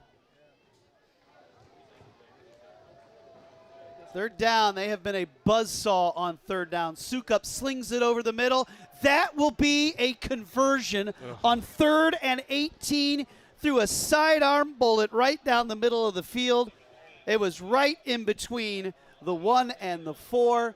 And Taylor Clark, a freshman from Brebeuf, has his first reception. 9 of 12 on 3rd down. That is the difference in this game. That's I your don't big care story. what anyone. No, that's your huge story right there because of what it has done now to keep these drives alive. And he stepped up and threw a strike right to Clark. I mean, think about the first quarter. He comes off the field, and his backup comes in and picks up a 3rd down. Floating this up to the end zone, and that was close. they're going to get. I think they're going to get that Never guarding. turned his Yep, head. never turned the head. Yep.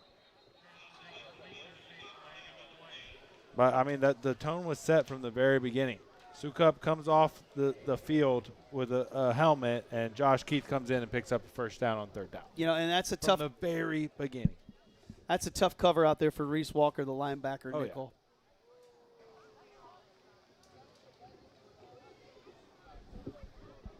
Yeah, UIndy is impressive.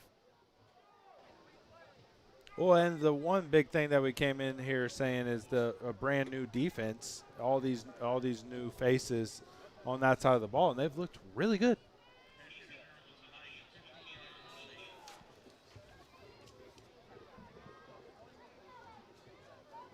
So the penalty moves the ball up to the 7-yard line. First down, goal to go. The quarterback, 22 of 28, 380 yards and 3 touchdowns for Gavin Sukup. He's looking for number 4. He'll swing it out into the flat, and it's a little behind, and unable to grab it is Sherrill. First time they haven't completed one of those flat route swing type plays. Sherrill just dropped it. It was behind him, though. You said it. You know, you're looking at today on the ground, though, for the Greyhounds. 31 carries, 67 yards. It's all been through that air, but because they've been able to do whatever they want in the pass game. And really. some of those runs, though, were just little 4 or 5, and they had some 7-yard sweeps early that really started to open things up. Second down, goal to go.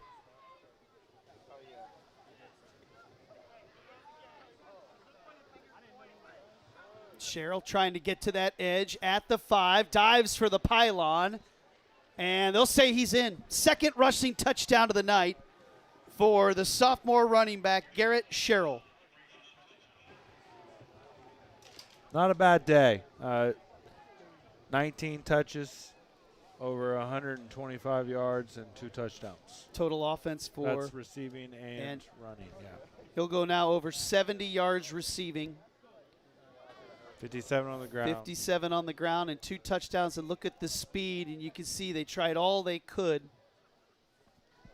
JT Downey a little late getting over there. You speed, you dive for the corner, and the kick is up. I said earlier, man, UIndy, they got some dudes on this team. 8:43 to play. UIndy 45, Marian 14. You're watching Knights football tonight on ISC and MyIndy TV. Still waiting? You could have been seen by an orthopedic specialist at OrthoIndy Urgent Care. Avoid the wait, cost, and drama of the ER. OrthoIndy Urgent Care. Orthopedic care without the drama. Find a location near you. Meet Kate. She has a lot to juggle. Family, work. It can lead to trying days and tired nights. But we know Kate, and at Indiana Members Credit Union, we know at some point her space at a premium life may change. IMCU is here to help Kate and you find your space. Now, add on or remodel with an introductory rate of 3.9% APR on a home equity line of credit. Today, it's all about Kate. Tomorrow, it's all about you. Because at IMCU, it's you that matters. This story is mad good. Ice Spice? Who's that? It's my ex, lemon lime soda. This is intense. But I love you. Ah, buddy, it'll be okay. Or not. There's President Dan Elsner in the suite. He says, I'm going to talk with you in my back right now at the field. We'll be all right after tonight, but what a great crowd, and it's great to have UIndy and Marian back together on the football field. Dan Elsner loves his athletics, loves this university. It's had such an explosion under his leadership. 45-14, UIndy on top. What a shot. That is so cool. Yes. Love the drone. The drone has been awesome. Nick Seeger handling the drone tonight. One of 8 cameras, including the Graves cam. Trying to reverse the field. Price is able to do so. Turn at the corner. Wow, he is going to be some kind of returner to watch this season. Price has never seen a kickoff he didn't want to return. I'll tell you that. Every one of them, he has taken them back. Every single one of them. Now, this sounds like a good time. Back 9 Golf and Entertainment, Indy's premier golf experience. They're located in downtown Indy. Whether you're an avid golfer or a beginner, there's something for everyone with multi-level bays, top-tiered simulated courses, delicious food and drinks. Marian students, remember this, you get discounts every Wednesday. To reserve your spot, visit back9golf.com. First down and 10 from the 32. And Polk with that pocket there throws this up top. Jump ball, and we'll have another flag come down. Him again. But even worse is Reichert slow to get up, landing on that turf. They got him again. He tugged on that jersey. He doesn't need to, too. Look at that. That's clear as day. Yep. Watch Reichert land on that he was right. trailing a little bit, but he had time to go up and try to break it up. But trying to get away with a little jersey grab. Reichert landed hard on that right shoulder. He's going to head over to the sideline. The good news is you can see him moving that right arm.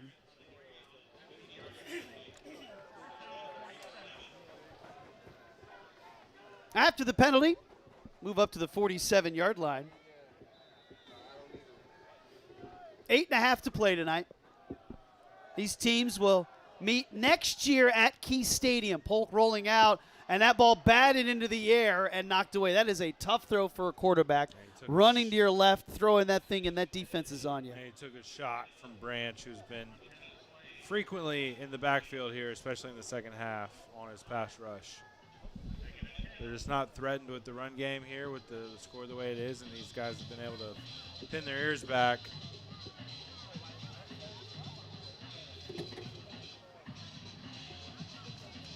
Caleb Dotson with that tip. Second down and 10.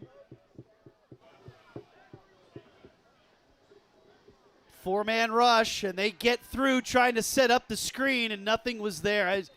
I mean, there was no chance at all. I mean, you're letting those guys through, but with that speed and the size, Polk backpedaling just could never get his wits about him. Yeah, that's one thing that one of the things that UIndy has been all over, and that's the screen game. I don't think Marian has been able to get even one to go more than maybe 4 or 5 yards. And they've tried. Just have not succeeded. Polk now 12 of 23, 185 yards, a touchdown and an interception. Third down and 10 from the 47. Montez Clay in motion, putting 3 wide receivers to the top. Polk will just duck and be dropped. Well, they just get that big bull rush there around that side, and you get the sack, and you get the tackle brought down by Brandon Smith, the redshirt senior. It's one-on-one, Brandon Smith, Mason Cook, and he just wears him down. Mason Cook initially had him blocked up and then just kind of lost him. Nice move and solo sack for Brandon Smith. He started all 12 games last year. That's his second career sack. A fifth-year senior from Cincinnati. What a performance from the Greyhounds today, both sides of the ball. Good punt. Crowell will let it bounce. And Marian will drop it right there at the 13-yard line. 45-14 right now, UIndy in control. Well, we do want to thank all of the sponsors for tonight's game, all of the interviews that have had the opportunity to talk down on the field with Greg. What a great opportunity for Marian to host this game, have this game televised on MyIndy TV and ISC. Just incredible work by the ISC crew. Jordan Shue, our director. How lucky are we? What's to that? To work with these guys. They're incredible. So good. Aaron's on replays. David on the graphics. 8 cameras being operated today. I mean, look at that shot right there. And what a big night. Keith is now in at quarterback as Sioux Cup's day comes to an end. Not a bad day. 22 at 29. Not bad. 380 yards and 3 touchdowns for the Greyhounds quarterback. Pretty solid, Scott. Pretty solid. And balanced. I mean, we hit on that a little bit earlier, but like lots of different guys got involved today, running in and catching. Oh, so many different, 9 different receivers catching footballs today. Now Keith sprints out, slings it. He'll give the catch and a big hit and a collision, but the catch is made and held on to. And now let's make sure everyone get back. That's a huge catch, and you take the hit right there. I mean, it is cool opportunity for guys who have been all the way through camp. It's finally game time. They haven't got to see the field yet, and now still enough time to go out there and get to play in a game. That's Hawthorne, a redshirt freshman. I got to believe that's his first career catch. Oh, yeah, fired up. Redshirt. He's a redshirt sophomore, rather, making that play. Approaching 6 minutes to play on it. Woodall's still working hard out there. He has no off button. I mean, it's full go all the time. Doesn't matter what the score, how much time is left, he's going to give you 100%. Yeah, Wyatt Woodall, sophomore from Crawfordsville.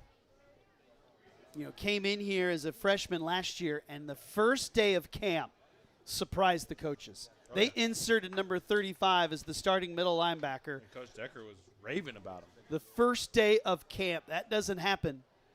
Here's some pressure, and they'll tug him down. All right. So Marian getting a little bit of work on that defensive line. Nice job getting in there, making some plays. Scruggs. Yeah, we saw him a little bit last year. He made some nice plays in game one and then kind of fell out of the rotation a little bit, but he's still around. I'm glad he's still around. Yeah, you see guys kind of fall out a little bit. You're like, will they come back? Right. He stays in there. And yeah. Really nice pass rush. Third down and 13 from the 30. This is a deep defensive line room. I mean, it's going to be hard for these guys to earn consistent reps. Keith looking right. Hit as he throws. He's got a man open. And did he keep his feet in? And they're going to say incomplete. They wave it off. He was juggling That's too bad for Keith because he took a shot and still delivered a dime on the sideline. They're going to say a juggle. Let's see if Marian gets this ball disrupted a little bit. I thought he was in there. It because is. of the juggle. Yeah, you called it. Great job by the official. On the juggle, and you get Jackson Scruggs to just get in there enough and nudge it. Fourth down and a rare punt. But two in a row from Scruggs. Two very nice pass rushes, one sack, one QB hit. That's good. That's an encouraging sign going forward for the rest of the season. They want to reset Moral the play clock. victories at this point, Scott. Well, now what you're doing is just putting action on film. Right. This is it. Now you're playing for spots. You're playing for time next week. You're playing for reps in practice. Right. And getting that opportunity. That's a great point. I mean, just because these were our 22 starters, these are our X number of rotation guys, does not mean you can't still work your way into that post-camp. You just have to show out, and these are opportunities for you to do so. Let's send it down to Greg Rakestraw during this timeout. Well, of course, little Thursday night football on MyNDY, but normally viewers are used to seeing ISC on Friday nights. We got a good one tomorrow night. Kevin Wright now in his second stint as the head coach at Carmel. They beat Fishers 49-24 last week. They will take on Westfield, last year's 6A runners-up. Catch that game. Lance Shive joins me 7 o'clock on MyND TV 23, a game that Scott might have some interest in.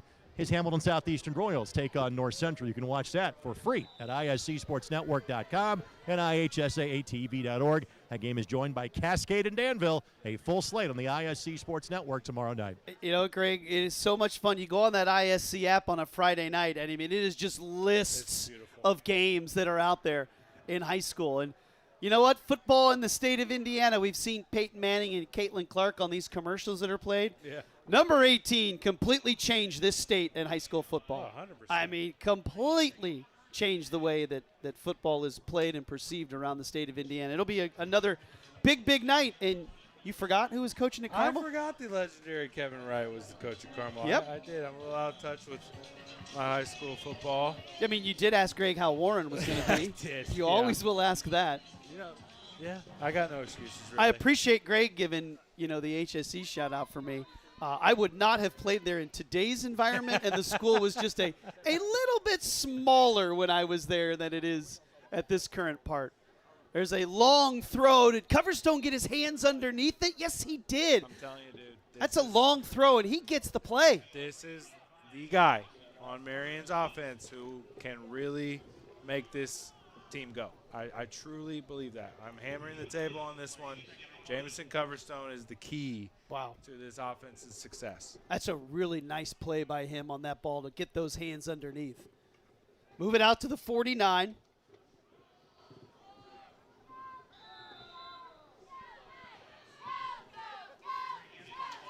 he got the first down. That was Trey Gibson. He was questionable to play in today's game. The running back, sophomore out of Hobart, moved into the number 2 role last year, getting some action ahead of LaBelle. He was questionable to see some action tonight. A little banged up during camp. Gets the first down out to the 48-yard line. Polk over the middle, caught and evaded, eludes the big shot, and he's able to hold on to it. I thought he was about to eat one there. Nice job over the middle. Scary. Yeah, Johnson was coming over to lay the wood, and Vaden just able to avoid that hit. You know, he's a guy last year, big in the return game, had a couple of explosive plays offensively. Yeah, oh yeah. Boy, nice throw down to the 21, and you're right. You thought Vaden was going to take a shot right there on that. First down and 10. Gibson, 20, a little cut back, and a couple of more after that move. So high school football, week 2 tomorrow night. Wow, you know what's going to that happen? happens fast. We're going to blink, and I'll be like, hey, sectionals are next week, right? I mean, literally, that's what we're going to do. Seriously. It happens. Football season is the best, though. It really is. And the fact that it was cool in the morning. It's October last today. week, It's like today was a mid-October day. Is exceptional. 3 yards on the pickup. Polk's going to throw this towards the end zone. It'll be batted away. Really good job there playing center field was Johnson. The free safety, Coverstone, was the target. That's a long throw for Polk trying to find it in the back area, and UIndy bats it away. The one thing for Marian is they just can't get too discouraged after this game. There were flashes of some really good stuff. It's just about, we mentioned it many times, the consistency, putting some drives together, and this is a really good team at a D2 level. Once you get into NAIA play, it's good that they started with this game. Obviously, you'd prefer a win, but there are some very good things to take away for next week and moving forward. Third down, little pressure. Polk is going to try and run up. He'll get the first down, and then he'll slide down. Let's see if they say he started at the 8 or the 7-yard line. I think a lot of people out there on the field don't realize how big he is at 6'4", 230. We saw that many times last year. He is, like, oh, I got this. He's and then tough he to just bring runs down. you over. And then just a little bit of wiggle. Just enough.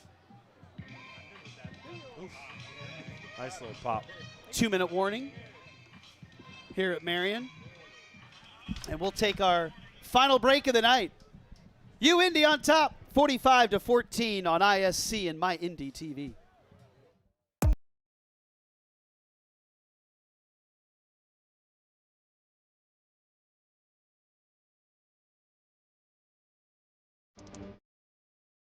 To see the success that we've had around here has been very, very rewarding for me. My name is Steve Downing. I'm athletic director. We've been able to build buildings. We've been able to put up video boards. We've been able to build locker rooms, dining halls here. And I think a lot of that speaks to the M Club itself. You know, people are really excited about what we're doing here. We haven't had to sacrifice anything for our athletes, okay, in terms of clothing them, feeding them, or traveling into events. And we've done it in a first-class way, and I'm really excited about what that means for the M Club itself.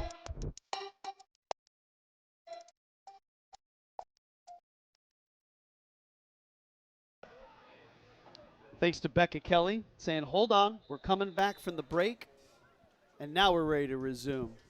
After that run by Polk, first down, goal to go, and Ben Schuster is the new quarterback. So Schuster hands it off, gives it off to Gibson. He'll carry it to the 5, so a pickup at 2. So Polk's night comes to an end.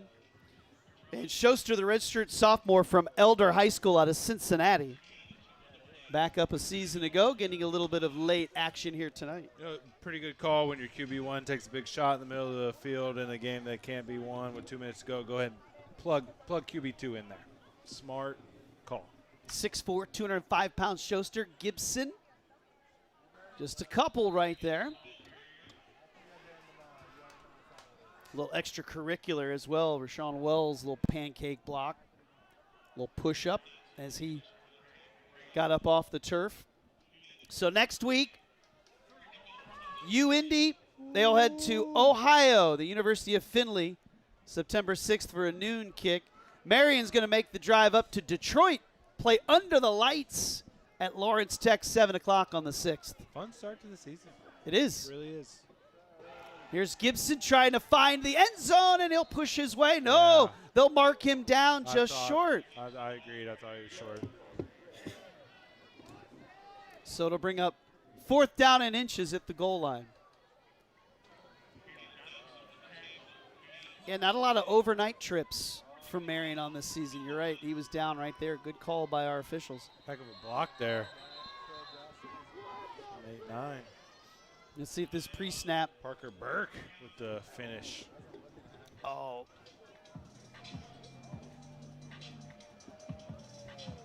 So with 27 seconds left, timeout called by Marian here on 4th and 1. We want to thank everyone from the ISC Sports Network for producing the cameras, the replays, the graphics, everything for tonight's telecast. Jason Porter, Carlos, Wes, Ian, Vince, Eric, all on the cameras tonight. Unbelievable shots. The drone with Nick controlling that has been unbelievable tonight. Great camera angles, great replays as well. Jordan, excellent job from you and your crew here tonight, as always. Every Marian home game is available on the ISC Sports Network, and there's a lot of them in September and October. A pretty solid broadcast trio we had as well. You, me, and Rake. Oh, okay. You're gonna go ahead. You're gonna do that, aren't you? Pretty good. Here we go. 4th and goal. Turn, give, and it's a touchdown for Gibson. That's such a fun angle. Love that. So Trey Gibson finds the end zone for the first time in his career. You know, and I do forget every time you see those helmets with the Indy skyline, they look great on the back. Oh, yeah. The Knights is still growing on me, the new decal. The new helmet. I think I'll get there. It's that logo not to right see there. The MU. Yep. But I'll get there. It's not bad. All right, well, there. The hatchets will help. Anxiously awaiting when you get there. I know that the team is ready for you to get to that point where you accept. Touche. Goalpost looks crooked. It does. Kobe Bryant would have been on that right away. Yep. Good shooter can see that. Yep. There's a flag. So Marian trying to put this extra point through. It's been an impressive night by Chris Keevers and his UIndy Greyhounds. Here's another great shot at this camera angle.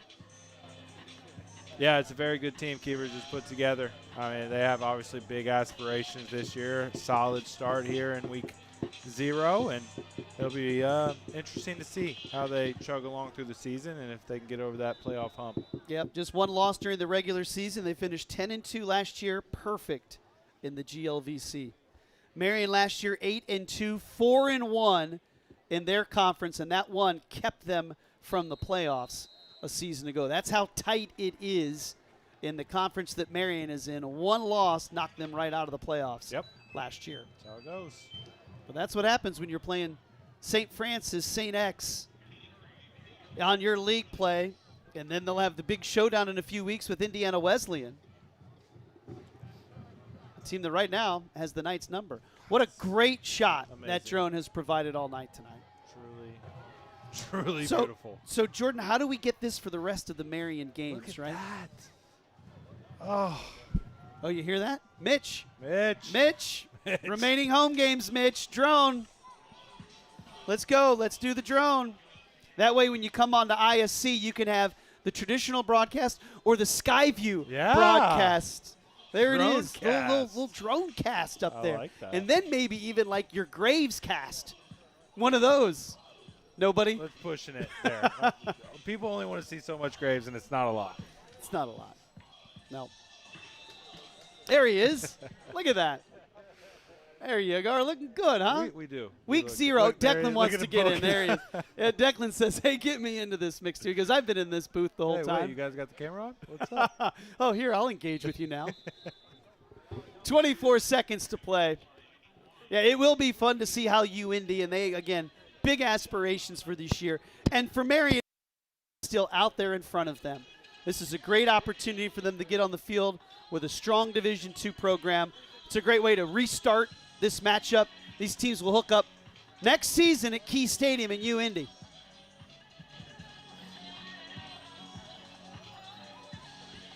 And we saw a lot of young faces get some action for both of these teams on both sides of the ball.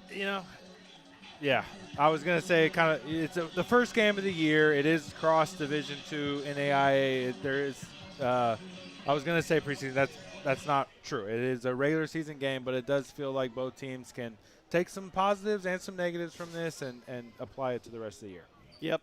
And taking the knee will be Josh Keith. And that will be the final snap of tonight's game.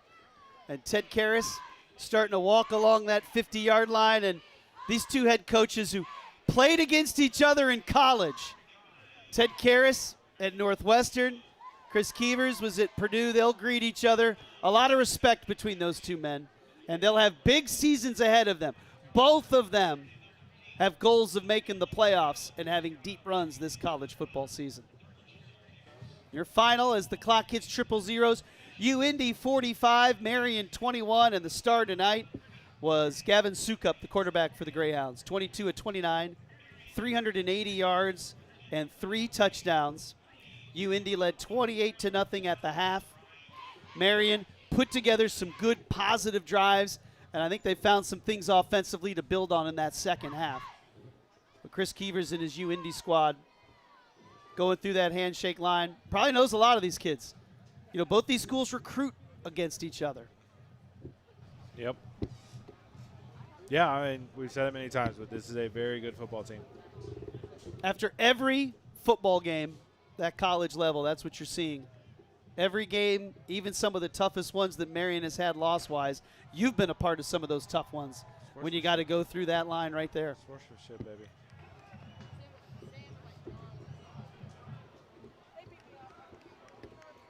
Little celebration tonight. Not the way that Marian wanted it to go, but it is good to have these teams hook up once again. Let's send it down and hear from Greg Rakestraw down on the field. All right, Ted, 21 points in the second half. What'd you see different in half 2 versus half 1?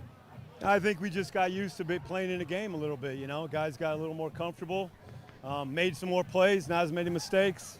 We got a lot of work to do, obviously, and hats off to UIndy. But what can you take for a game like this and apply to the rest of the season? Well, we played a lot of people. That was good. We're going to get a lot of tape on a lot of guys, and we got to go on the road next week. It's not going to be as big a roster. So big learning, It's big learning, and it was a wake-up call for a lot of guys. What was it like to play in an atmosphere like this one? It was great, but the outcome, it was horrible. So Understood, my friend. It's good to see you. Best luck the rest of the way. Right, Ted Karras, coach of the Marian Knights. Scott. Yep, thank you very much, Greg. And Greg, it was a pleasure working with you again. Outstanding job down there with our guests, with the coach, all throughout the day, and looking forward to all of those broadcasts you have on ISC and MyIndy throughout the high school football season. We told you off the jump there's close to 68 kids when you look at these two rosters that were teammates or played against each other in the Indianapolis area. And this is the time when they all get together, forget the score. They had a chance to compete against each other, but tonight's night belonged to the UIndy Greyhounds.